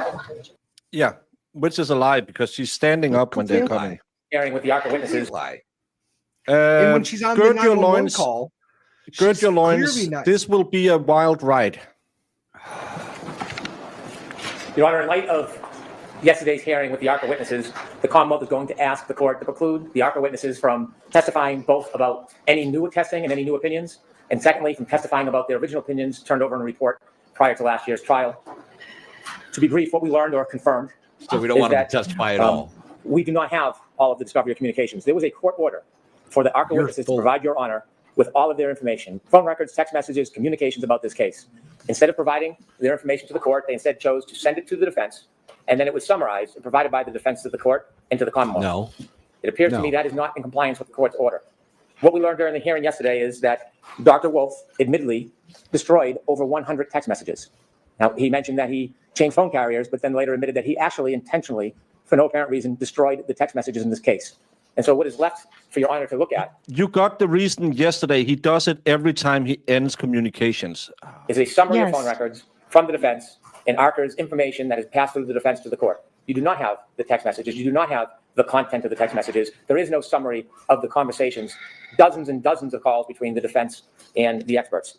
It is difficult Dozens to and believe that dozens? all of those text messages and all of those phone conversations dealt with simply logistics. In fact, we later learned during the questioning of Dr. Rensselaer, there is much more involved than simply logistics. But to get back to Dr. Wolf, he did not disclose to the court that he was communicating and having conversations on Signal. How odd. An expert using Signal. Never used it before. Dr. Rensselaer said would not use Signal, never use Signal. But Signal, as we know, is an application. No, he that said does not there create wasn't a record policy of against communications. Signal, you asshole. Dr. Wolf maintained on his direct that everything he did was Oh, I hate logistics, this even guy. when we showed him the direct examinations with comments that asked for input from the defense to questions in a way that would be advantageous to the defense and to thwart the Commonwealth. Dr. Wolf actually still continued to testify that that was simply procedure in logistics, never admitting the fact that there was, in fact, conversations or information exchange about bettering the presentation for the defense. Inevitably, I asked him about the sequestration order and how evasive he was. You simply have to compare him to Dr. Rensselaer, who was quite candid. An hour or 45 minutes with Dr. Wolf, difficult getting a straight answer. Dr. Rensselaer told us more in 5 minutes than Dr. Wolf told us his entire No, you didn't understand No. one single answer. You lied about what he answered to. Oh, examination. fucking And what we idiot. unfortunately learned is that during the trial, when this court had a sequestration order, information was being passed to the experts about witness testimony, in this case, unknown to the Commonwealth, unknown to the court, information, particular Unknown to information, the not general defense. information, witness testimony, issues in the case. We have no idea who is deciding or identifying the issues and who the advantage is given to in describing those issues. That is witnesses being prepped through an intermediary. So we know the Department of Justice, at least, is violating the order, helping the witnesses along, and then they testify unbeknownst to the Commonwealth that they have this information, but obviously is reflected in the testimony. In addition, I provided some clips to Your Honor for review. Yes, do you want me to mark these as an exhibit? I do. Okay, so this was an exhibit from yesterday. I did have the opportunity to look at them. I suggest that the relationship was not resigned to mere logistics. And so from that subterfuge, what we stand with today is that we know that the witnesses were well prepared. We know that there was not true independence. And what we know is that they are refusing to provide the necessary information to support their original opinions that they gave at the first trial. They cited that it was a protective order. Perhaps it Classified. is. That has nothing to do with the issue. By calling the ARCA witnesses as their witnesses, they then have the obligation to comply with Rule 14.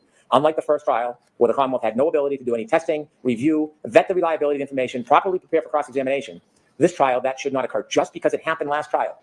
And the Commonwealth was disadvantaged does not mean it should happen this trial. And that is precisely why I began moving for discovery in this case early on. Inevitably, if these witnesses cannot provide information because it's under a protective order, it may not be the defendant's fault in its inception, but it is their problem and difficulty because they chose to hire the ARCA witnesses. They could have chosen any witnesses they want. Rule 14 is not obviated because they made a strategic decision to call the ARCA witnesses. So now going into this trial, even Dr. Rensselaer admitted that an expert should have time, in their opinion, a month or more, to review the raw materials. It's not enough simply to have a report, as Attorney Lisi preached during his argument. We should have the opportunity to go through the raw data, the history, the video, determine whether there's any failed testing. We don't have that benefit. And so my position has the changed. metadata That those early opinions on should the not come in because we have Sally no ability Port to fairly video? cross-examine. As for the new opinions, the report may not be done until May 7th. We are in the middle of trial.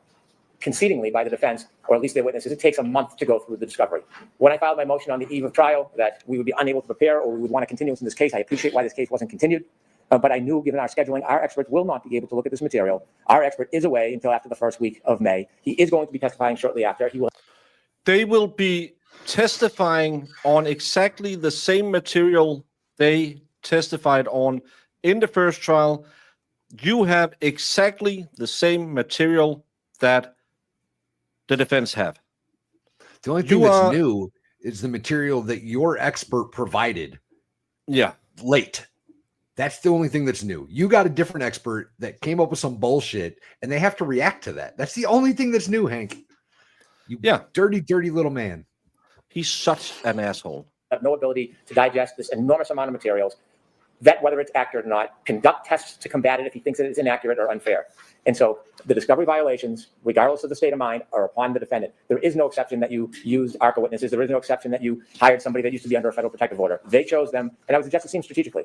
When we noticed we'd have new experts in October, the defense from past experience, and probably other experience, but we know from this case, knows the process. They would have to file a TUI letter and wait for a response. And yet they waited until February to seek permission, which then extended their permission past February into March, and then they didn't even start the review until late March. And so it's fundamentally unfair. We should not be placed in the position of cross-examining experts without the fair ability, as any participant, defendant, Commonwealth, any participant would have in a case, to consider and then to rebut. And so for that reason, I ask you to exclude both the new opinions and new testing, and also to exclude the earlier opinions that we will never, at this point, receive the proper discovery with to prepare. All right, thank You're you. out of your fucking mind, bro. Mr. Leslie, I only have one question for you. So would you stand, please? You're arguing this, right? This was your She's motion. gonna do it. So my question is, how do I reconcile the fact that 100 text messages were deleted by counsel? And we heard yesterday counsel's preferred method of dealing with Dr. Wolf was via Signal. How do we reconcile that with one the conversation. Massachusetts Rules of Professional Conduct 1.15? I don't see how you reconcile that, where all correspondence related to the matter, whether in physical or electronic form, must be saved for 10 years minimum. How do you reconcile that? How do I reconcile that?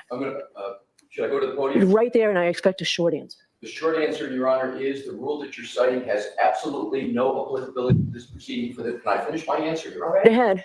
Has no applicability. That rule is intended to be between an attorney and the client. The court has no jurisdiction to enforce that rule. I agree. That's a different body, but I'm asking you how I reconcile that. You don't reconcile it because the rule doesn't Mr. Leslie, state you know that. what? You're going to win this, so why don't you just let me make my ruling? Okay. So I understand there have been repeated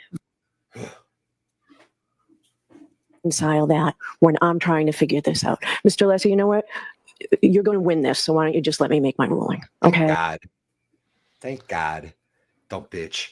Fuck you, Brennan. So I understand there have been repeated violations of the reciprocal discovery orders and my orders, repeated both and sides. deliberate.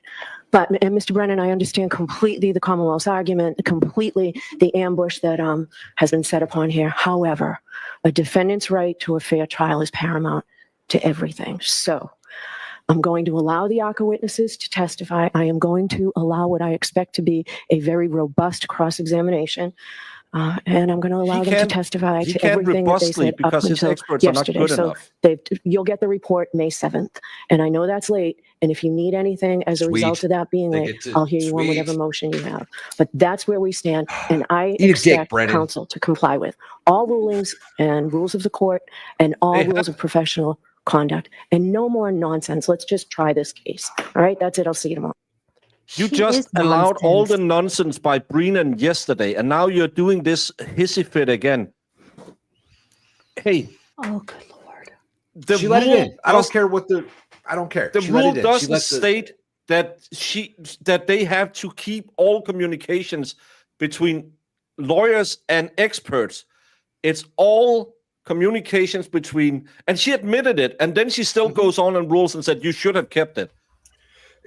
This lady should be thrown off the off the bench. She is. She's allowing the old testimony, the original report, and she's allowing the new counter to whatever stupid shit their expert's going to say. So I don't care how much she wants to snark and bitch. She's letting it in, and that's a win. Eat a dick, Brennan. Eat a dick. And we only had to listen to Brennan for like 15 minutes, which is about all I can take of him at the end of the day. I had him at 1.5. 1.5. I couldn't figure out how she was going to deny it. Like how There was no real reason, because the rules she used to admonish the defense doesn't say what she admonished the defense for. Again, Judge Beverly Canoni, or whoever reads the case law, misstates what the case law says, because there is no obligation to keep this communication for 10 years. So her ruling is based on sand. She doesn't have a foundation to build her ruling on, because that's not what the rule says. The rule clearly states it's between a client and a lawyer. It's not every single communications you had while you were representing Karen Reed. It's not every text message you sent to Hank Brennan. It's not every text message you send when you, hey, can we get 4 large pies because we are working all night? It's, hey, Karen, we need to find a dog bite expert. Can you rustle up $250,000?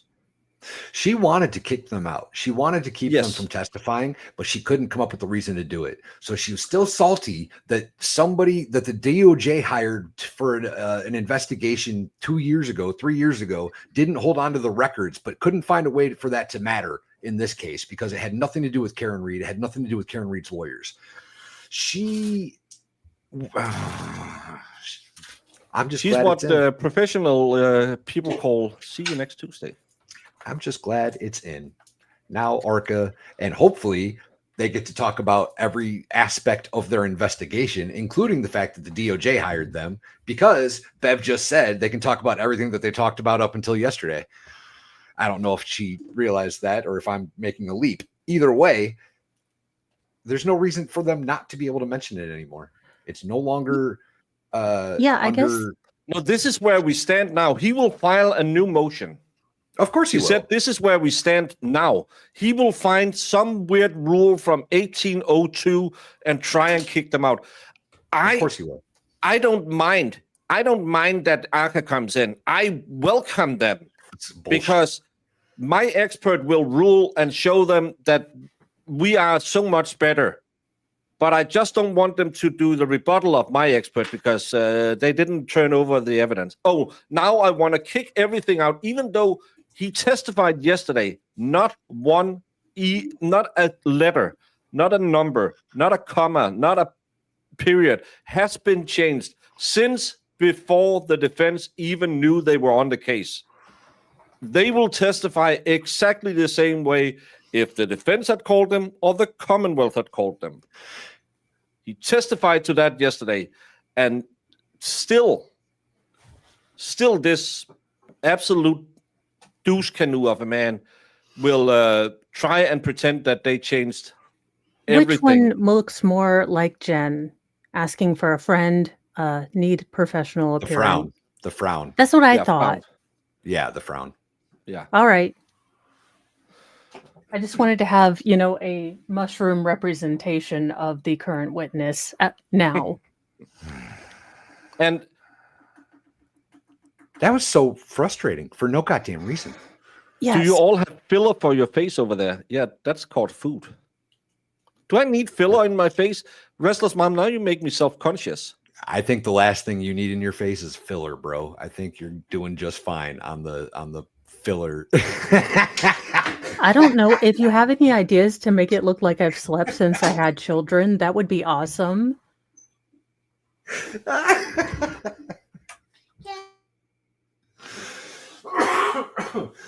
Bottom line, chat, is simply this. It's coming in. Arca's coming in, and Brennan's case, if he can't find a way to convince Bev to kick them out, Brennan's case is pretty much over, I think. Oh.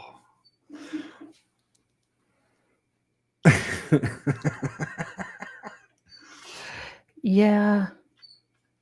I do wonder if Bev got a call, because it did seem like she is wanting anything from Alessi, because she is very sympathetic to the state. So I'm wondering if someone called Auntie Bev, like, hey, do you want to, I'm Joe from the feds. You want to tell me how to do my job again, Miss Bev? Well, I don't. You want me to do that? No, the feds haven't called them. They didn't call her, but I think yesterday rattled Bev because Wolf admitted that the DOJ was watching them and sending them information based on what was happening in the trial in real time. And if you notice today, Bev was trying to apply a rule, unless he was like, that's not the rule. She was like, you're right. And above all else, a defendant has the right above the state, right? She made that statement, and I've never heard her come close to making any kind of statement. I have never heard her ever. give two rats rah-rahs about Karen's rights. I think she was terrified yesterday when she found out the DOJ is watching this all unfold, and she realized that she needed to straighten her shit up before she ended up losing her job or possibly going to prison over this shit. And yes, I noticed. I don't know if it's filler, but Jen clearly had Botox because that face didn't move once. Holy She was trying to cry. Man. She couldn't even get the chin thing going. She couldn't do it. She couldn't do it. And she was yelling, Jen. And then she really told funny. me, my tail light is cracked. My tail light is cracked. What? So she lightened her hair to look softer, but the deep dark tan and the very white veneers are very harsh. She's also got she's slender, so she's going to look harsher anyways. I don't know that the blonde highlights did much, Jen. No, well, some people said she softened up her face. I don't know what that means, but The lighter hair is in theory going to soften up your face, but when you decide to go tan, like I don't know, like dark math lunchbox teacher or lunch bag brown. teacher. We had a lot of teachers from the 70s, so they always had these weird leather kind of things to carry. Yeah. And they always look like they spilled a little too much coffee on them. So she kind of looks like one of those. Brennan just got swept on Arca. I'm putting money down that he's every bit as awful to them on cross in front of the jury, to which I hope say, so. Bring it on. I hope so, because you're not going to rattle either one of those guys. Dr. Wolf is just so sweet, and he's going to smile, and he's just going to be like, I don't understand your question. Brennan, he thinks he's the smartest guy in the room. Right. And with those guys, he's clearly not. He is not anywhere near the level of Dr. Wolf or Dr. Rentschler. Period. We saw today how you handle an expert witness. You do it calm, collectively, and methodically.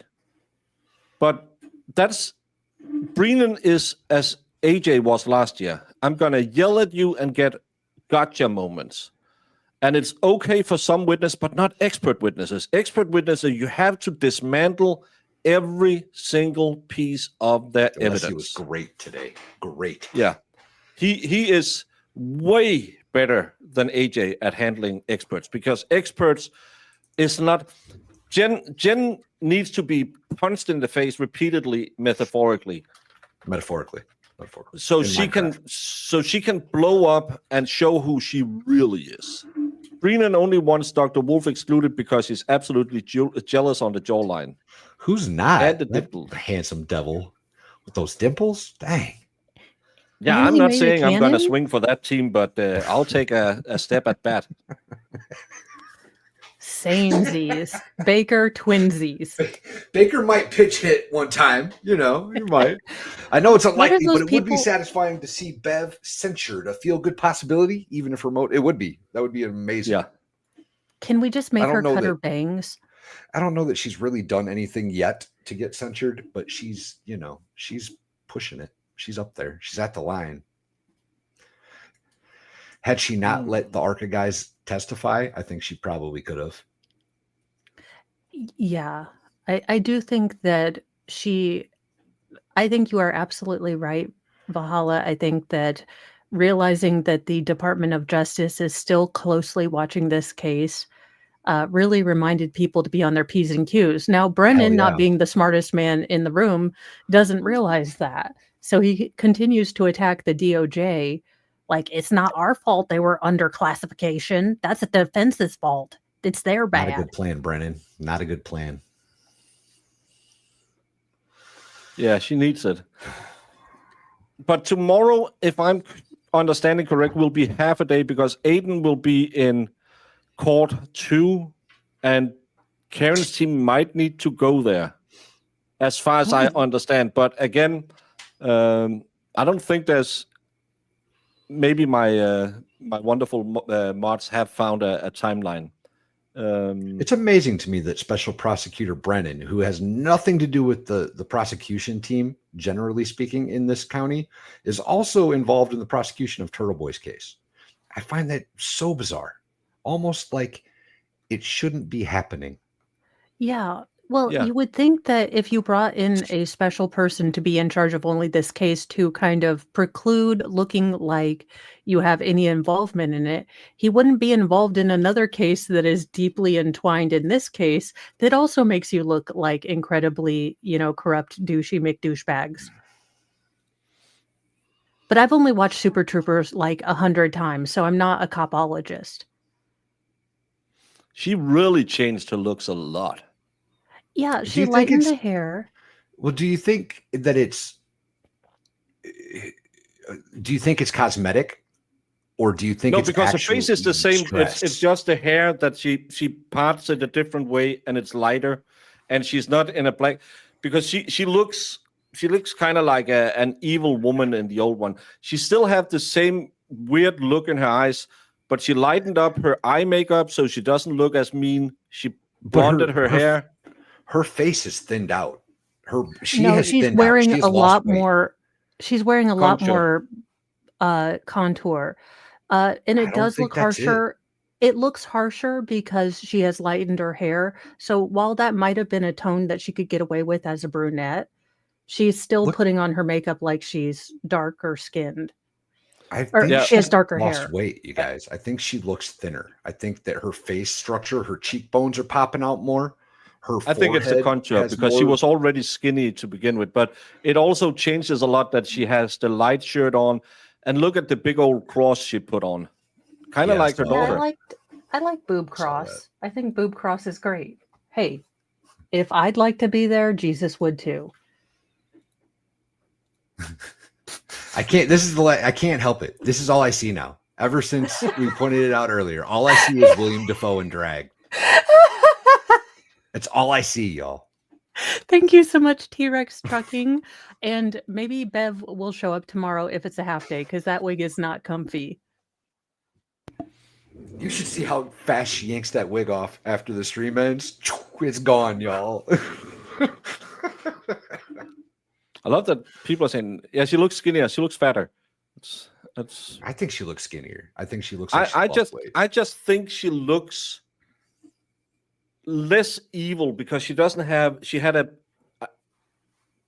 mascara, the weird things lady put on their eyes. Eyeshadow. Where's Jamie when we need her? Lashes. And everybody's got a she looks less face. but she still has the crazy eyes. Mo, let me see your mascara face. Oh, my mascara face? Well, I can do my Jen face. And she was saying like, Jen. And I was like, you're hysterical. And then I told my husband, I was like, look, I'm just going to get some coffee. And then I'm going to shut her up because like the neighbors. And then then she didn't take off her shoes. But again, let's just try and go over. You get woken up after 3 hours of sleep. You've been out and you absolutely wasn't drunk you get woken up. Are you even answering the phone? Because Mo would pretend to sleep through it. Hell yeah. Yeah, but you get up after 3 hours of sleep. You're a mom of a lot of babies, and so you're mama bear. You get out, something could have happened. The first thing you hear is, hey, it's Kaylee. Karen is losing it. And then you hear screaming and you think, oh, this crazy bitch, she's waking me up at this hour. And then Karen comes on the phone and says, John hasn't come home last night. Could I hit him? I think I hit him. Could I have hit him? My tail light is busted. And you think, hey, calm down. Let's go look for him at your... where did you see him last? We got into a fight at the waterfall bar. No, you went to Fairview 34, my sister's house. Oh, let's go check it out. Yeah. And then she woke up my husband because she screamed and she called him multiple times in the house. I don't remember that from the last time either. Then you think, fucking bitch. And I hate that cunt. She took my good friend John, who was kind of my backup ace in the hole. I'm going to put on my clothes. I'm going to go down. Oh, am I going to go K-Cup? Am I going to? No, I don't have French press. It's not time for French press today. I'm going to do the K-Cup. I'm going to fill my travel mug. Going to get the 2 special shots of mom sauce. And then I'm going to stand by the door waiting and see her come running up, and she's screaming. And my first thought is not, oh, she seems really distraught. Let me comfort her. No, my first thought is, this bitch is going to wake up the neighbors. Okay, Baker, I am in fact a mom of many children. And if my friend had come over and I know that her daughter is home by herself, that's going to be my first question. Karen, you're not thinking straight. Okay, I understand you're upset. You left a 13-year-old home by herself. Let's go with the 13-year-old. Because if you're really that big, mama bear, your first priority is going to be that 13-year-old. Yes, Karen is upset, but you would say, hey, Karen, niece is very upset. You left her alone. You are obviously not thinking straight. Let's get you back home, and we're going to start calling people. Yeah, I'm on your way over here. I just called my good friend Sergeant Goody, who is at the station. Talk to him. No, we haven't had any calls all night. If we drive home to you right now and make sure everything's okay with your niece, I'm gonna call Bri on the way home, because he can go out and check if John is outside, or maybe he could have snuck into. He was drunk. He could have snuck into if they had an outhouse or something and just fallen asleep. I've slept outside before if I was too drunk to find the keyhole.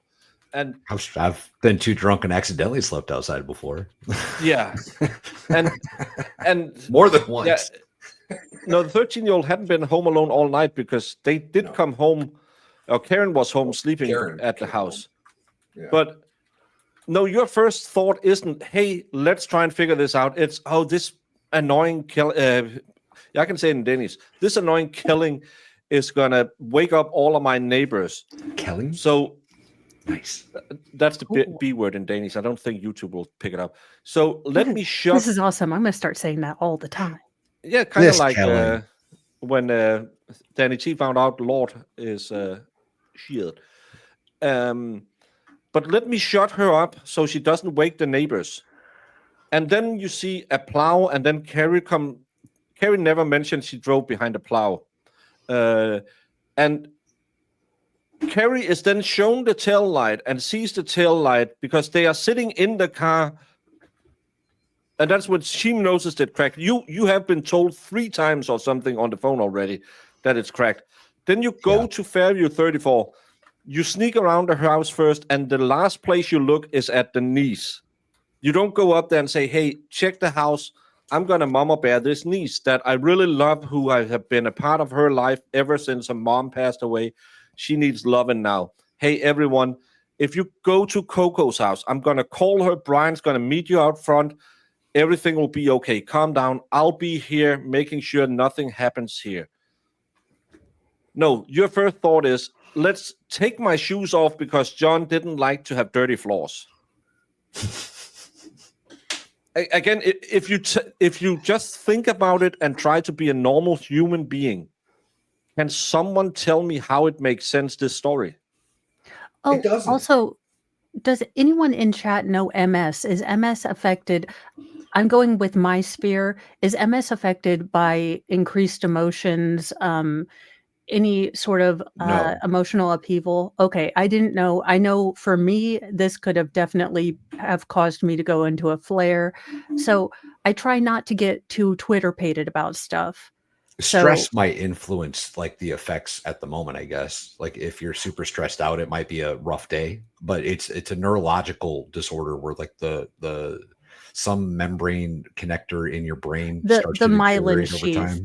Yes. Yeah. I just didn't know if it was parasympathetic involved. I'm not a doctorologist. I don't believe so. I know about my stuff, but it might be. I could be wrong, but I don't think so. Well, because I'm wondering if if her Mo, lack if you of, need to use it, it's down there. but I don't have the little A mushed. I need to get a new keyboard with an A E mushed together. You can just make it by pressing something, and then the one under the P is that it has it hidden in there somewhere. The one under the P. Yes, You probably do it on absolutely. your phone. It triggers some really funky stuff that goes to the brain. Which is why I'm wondering if her behavioral dysregulation could be explained partially by the heightened emotion, but also, again, because Karen doesn't seem like the type who likes to be out of control. So this seems very out of character for her. But that's Yes. just, what's it? Oh, But my biggest problem is just if you sit down and think it through. I had a buddy of mine call me once at, I want to say 4:30, and said, "I'm having a really rough time. I'm standing on a bridge." And I said, "Oh, that's a really bad thing." And I was living with my parents at that time. My mom was sick. Had an apartment in their house, so I could help my dad. And the first thing, and this is just when my mom got sick, the first thing I did, I went up and said, "Hey, if you hear something, my buddy is not feeling well. He is hanging on with the white of his fingers." My mom, even though sick, said, "I'm going to make coffee." And she sat down and talked to a friend of mine she never met. It's a guy I used to be in the military with. She never met him. My mom sat down and talked to him because she is a reasonable human being who felt empathy with a guy who was in a really bad place at a really bad time. So instead of saying, "Do you crazy friends, do you know I'm sick?" My mom dragged her body out of bed and went and made coffee. So when he arrived, there would be a welcoming environment and someone to listen. Because maybe I'm not the best at listening to that. I'll just be, "Have you tried sucking it up, Buttercup, and just keep moving?" Right. She sat down and talked to him for 2 hours and said, "Well, it's gonna be okay. Let's be rational about this." And that's what a normal, caring human being. And remember, Mama Bear would envelop Karen with love and say, "Okay, calm down. We're gonna find him. Relax." Oh, she was screaming. She was hysterical. Carrie was yelling at her. I didn't take control. I just sat there because I'm such a shy little violet. And Baker, you know when you have that feeling that something's wrong. Now, when people are ignoring you or not listening to you or belittling your thoughts, does that tend to make you more rational or less rational? You know, when you're saying, "Hey, I can't find him. I can't find him. You know, I don't know what happened. Please help me. Please help me." And people are like, "Shut up. You're being too loud. Stupid." And she's like, "Please just take me to Fairview. You said the last place was Fairview." "No, we're going to go to John's house first, you idiot. And you didn't take your shoes off. I saw that. I'm going to tell John." Yeah, that's such a weird flex to try and make her look guilty. Isn't it though? It's so bizarre. Oh, she didn't take her shoes off in the middle of an emergency situation where she can't find her man.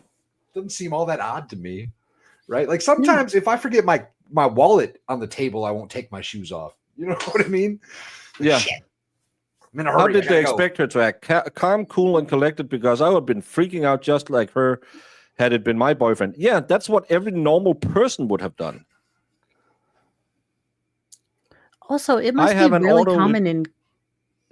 Oh, go ahead. I have an autoimmuneism, and I definitely blame my hystericalness on that. Is it common in Canton if you have an argument just to like fall asleep in whatever house you happen to be closest to? Because that's what everyone seemed to think. Like, "Oh, he must have gone to sleep over here. Oh, he must have gone to sleep over here."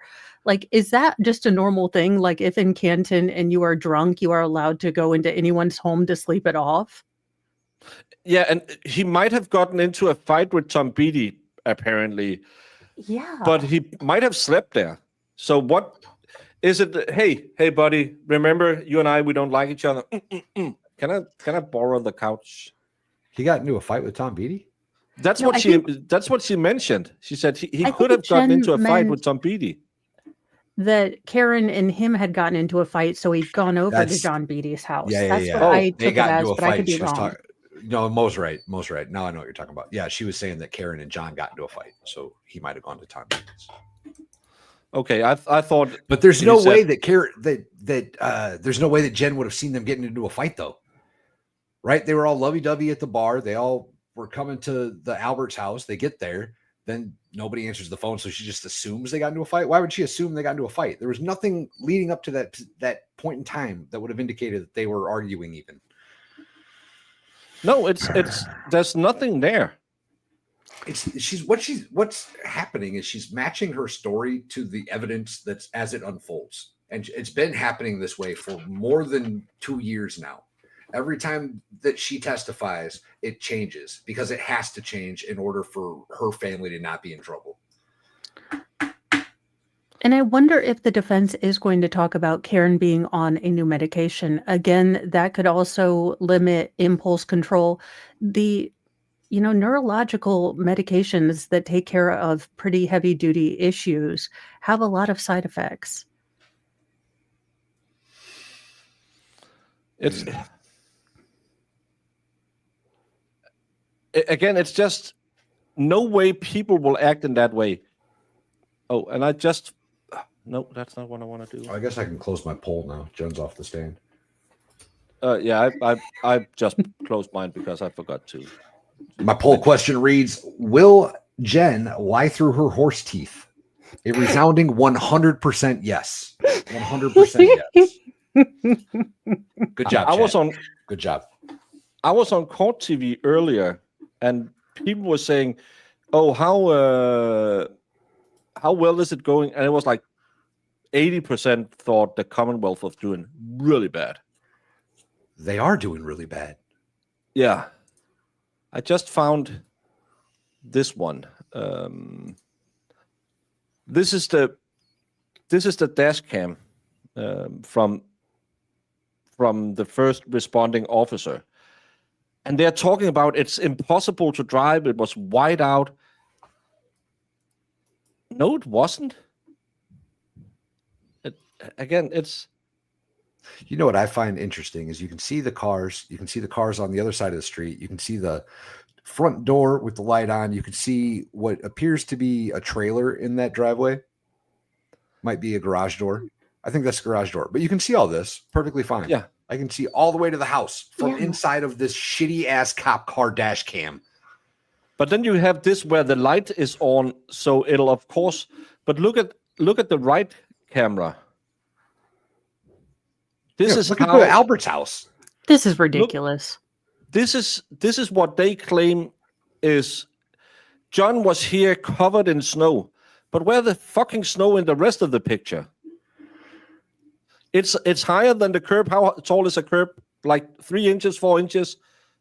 Yeah. I think but there's no snowbank. 6-inch Cape Cod something or 5-inch Cape Cod something. But it's just again all of this sleight of hand they have to use because their evidence doesn't show what they claim it shows. Not even close. And this one on the right is the one I need to because at 6. Oh, that was what I slid into Sleuthy's text about yesterday. That was 6:23. Can I see it on this camera? No, it doesn't show. It's not that early. When did the cops pull up on that video? That's way back. It's before. This is the camera with no timestamp on in this one. The one the defense have been. It's got a timestamp. It's just under the title.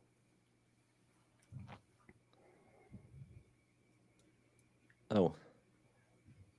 6:10. 6:10. So 6:10. Yeah, that's around the time they arrive. And Jen is still on the shot of her doing CPR and all that jazz. Yeah, well, that's the problem because this isn't the entire. She never did. She never did. This is when he drives up. You can see the car on the right here.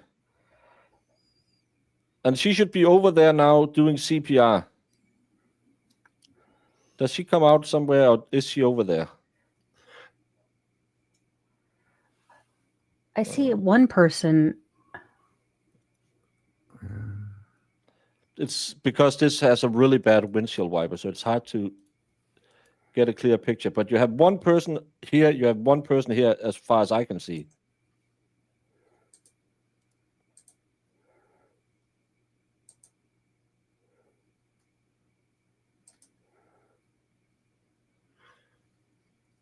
Why would you But I just put a believe- blanket on him in the snow rather than going to the house that you know family in right there?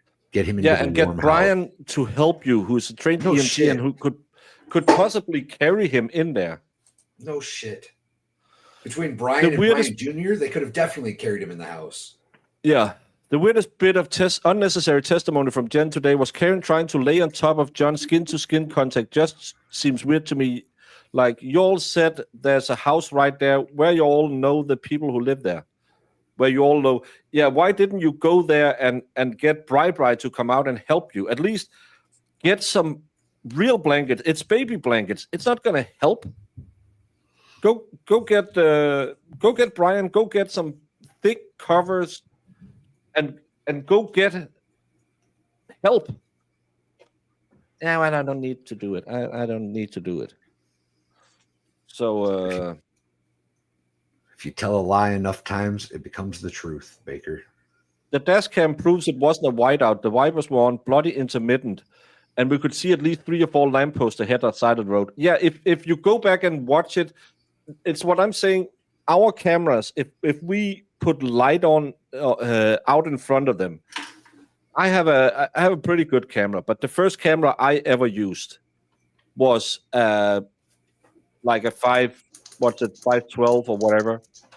That would see, and then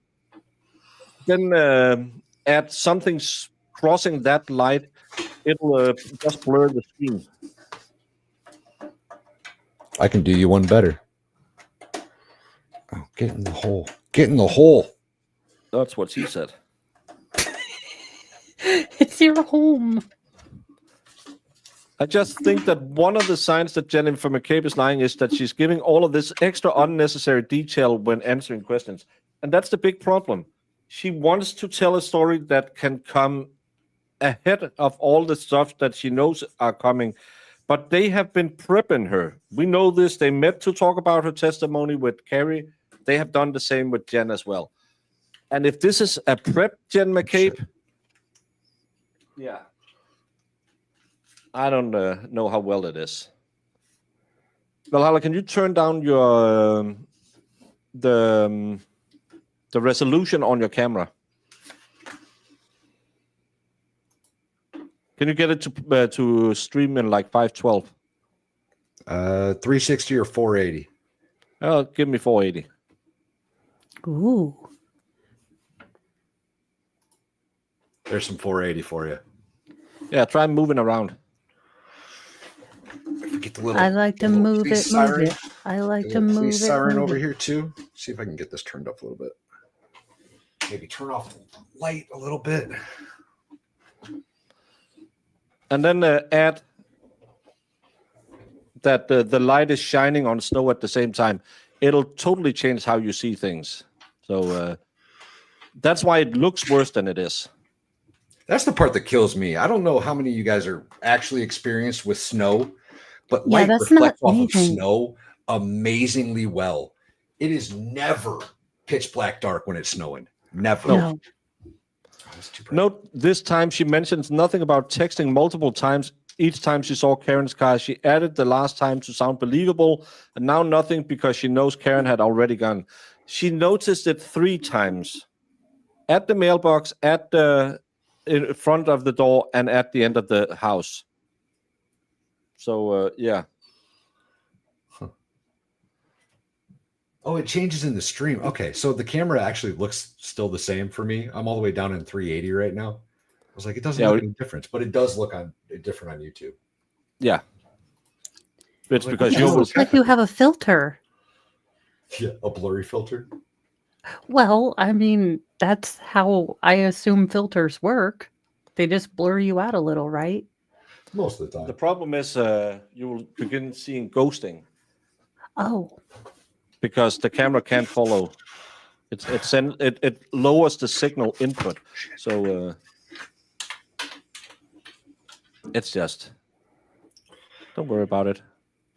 And I can even go. I think I can go. Yeah, I can go into my camera and mess even more with it.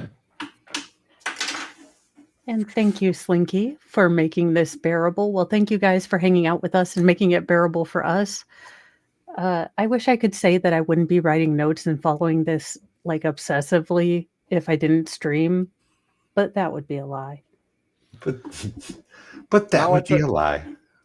I turned my camera down to 360 and put the frame rate to 25 frames per second. So I'm looking way more blurry now. And honestly, it's still probably better than that stupid dash cam, right? Like that's a potato. It has to film through a wet windscreen and then into a whiteout because the snow is falling against the light. So it's redonkulous. Ugh. It is the most effective way to warm up a freezing person in winter by skin to skin. I learned already as a child when my father broke through ice, we warmed him. Yeah, that's what you're taught if you have to change it. That's what you should do if you're not in somebody's front yard, right? If you're in somebody's front yard, go in the house. Like no, you would even if put you don't one person know them on top of him, maybe two people, while one person runs into the house, bangs on it, and says, "Hey, everyone! Someone's dead in the front lawn, or someone is passed out in the front lawn. Bright, I know you're an EMT. Coco, bring the duvets from the bed you just slept in that will have heat on them. Body heat. Yes. That's what normal people will do.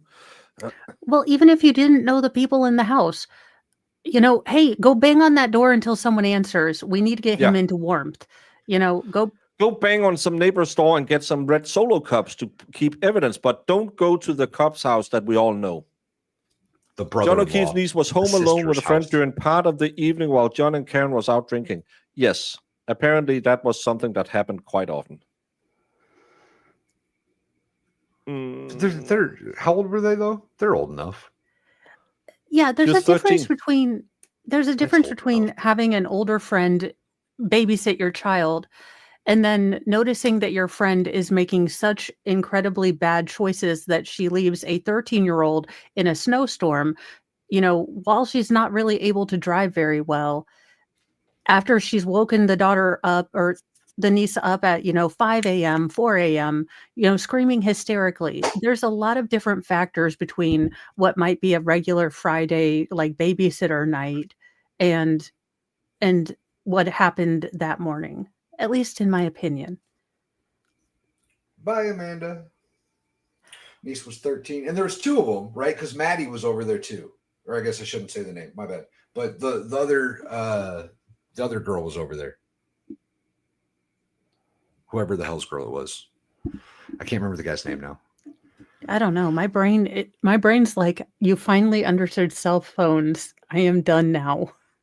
Oh, I guess no, but he went and picked her up at like 11:30 or whatever it was because the kid broke his tooth. His son broke his tooth, so he had to pick up the daughter and then go get the kid from the hospital. And I think that's why Karen probably, if she also felt a little bad when they left, said, "Let's just go home. Kaylee's home alone." Yeah. Probably, yeah. Yeah. And that could be another part of why she's so angry. Again, I didn't come out to Canton to babysit. In fact, we just outlined this entire day that being around the children is kind of a big point of friction in our relationship. So again, all of that resentment plus, basically having to go home, not feeling well, being a lot-ish drunk, I don't know. And realizing that you are back again to being the, caregiver, and you're probably going to get your ass chewed for not waiting for him at the party.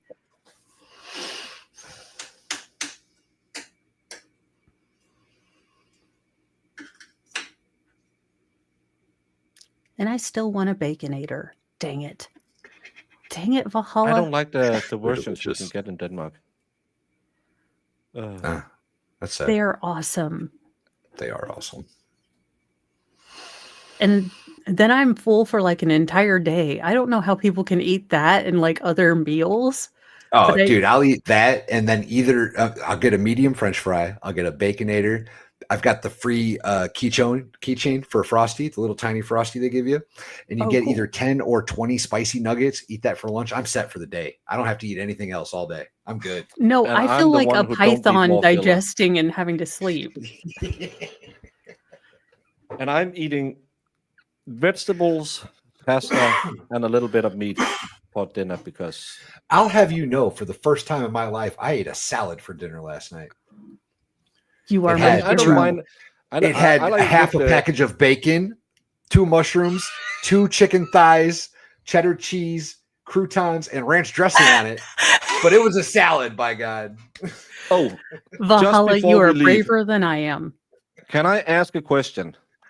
Yes. Did I understand correct? It was Matt who yelled down, "You can't be driving around with a broken tail light." I didn't catch who she said that. I thought she Chat, was saying is that correct? That Well, Matt McCabe yelled down because he must have heard it when she was screaming on the phone about the broken tail light, that you can't, and that's why they went back to Clearwater. that was part of it. But yes, Matt. So I guess Karen was screaming in the front yard. Matt said, "Quiet her down. We don't want the neighbors." And he must have heard Karen scream something about her tail light. And he's like, "You can't go driving around with a broken tail light." Now, this did not seem to motivate this husband to go drive for these damsels in distress. But I guess white knighting is against the law in Canton. Also, hey, men nobody's can't said that be ever. men anymore. That's against the law. Women Nobody can do said everything that men can do. yet ever. I don't think Matt knew. I don't think any of Matt's testimony has mentioned he knew anything about a broken tail light. No, he Jen just claimed said he he woke did. up to Karen screaming, "Jen, Jen, Jen." Yes. She had a weird thing about threes. Hey, Tom Gillis. She What's up, might be Tom? Catholic. We like you our doing, buddy? trinities. Yeah, but it's I'm pretty Again, sure it's- she's Irish Catholic. it's just such a weird Confirmed thing. then. It's I don't know what the hell they are doing. That's I don't know. Are they? I think Kirk's is a little behind. He didn't say a word about the tail light in his testimony. Nothing. Nope. Not a single thing. He was basically clueless to the entire thing. He's like, I don't know. I was laying in bed. I hear a bunch of screaming through the phone. She gets up, she leaves, and I'm like, thank God that's over. Yeah, That's basically his women. Am I testimony. right? Yeah. Oh God, this. Good Lord, Canton, please. And again, it just don't make no sense. That's my biggest problem with all of this. Not one husband is trying to help. These Most two of them knew hacks what are was going yelling on. at her for being distraught.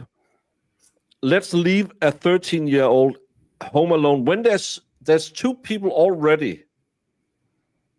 So one of them could be driving her around because she was hysterical, and the other one could stay with the kid. No one calls any of the people who were at the party. No one calls the people who live at the house, where Jen remembers quite clearly, she forgot that she had seen Karen's car outside. That was another new thing, that she couldn't remember seeing Karen's SUV out until Matt told her, "Hey, remember Karen was parked outside? You saw that last night." "Oh yeah, that's right. They came to Fairview 34." She was looking at them near Texting constantly, but she couldn't remember it because, yeah. Have you seen Matt? He's a joke. He never stands up to anyone. I think he's just put up with him. That's why I don't believe she was I'm such a demure little housewife. I never raises my voice, and I have never ever done nothing in my life. I'm just being led around by all the other women. No. Bullshit. That guy is whipped. Dude, he's got 4 daughters and Jen McCabe for a wife. That dude hasn't had his own opinion in 37 years. I promise you. Last opinion he had was what color shirt to wear under his high school graduation gown. Yeah, and that night his brain retreated with this. Look, he was like, "Look, I can't divorce her, so I'm gonna leave now." And he has been an empty husk ever since. He probably thought, "Hey, we're gonna christen the backseat of this Camaro," and every day since then he thought, "I really should have listened to my dad and put on a Jimmy hat." Shit.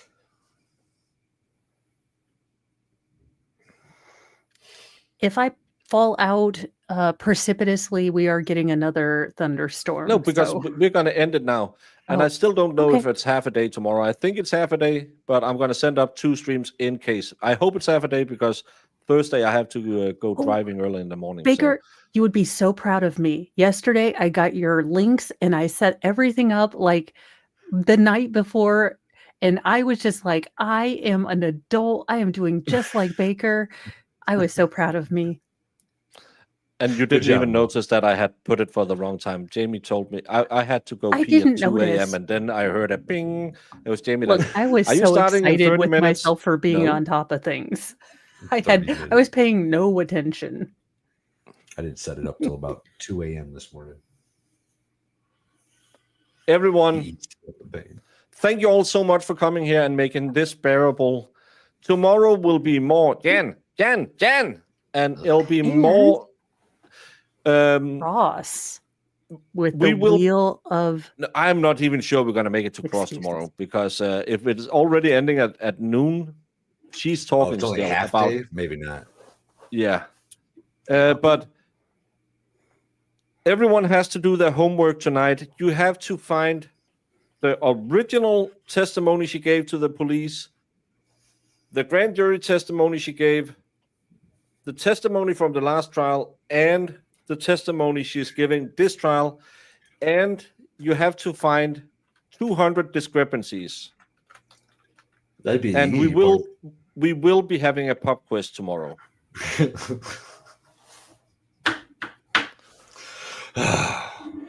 Mo's getting ready. My chat, you're going to goats. Let's see. My chat, you are going to Nicholas. He is doing another trial. Everyone else is doing, Karen Reed. So I figured you might want to look at, possibly another trial. Just cleanse your palate. Because I couldn't find any kitten videos. That would be harder. So effing stupid. Get cut and dry. Pretty simple. Just pin it on the girl, right? Pretty simple. Just pin it on the girl, right? Objection. Pretty simple. Just pin it on the girl, right?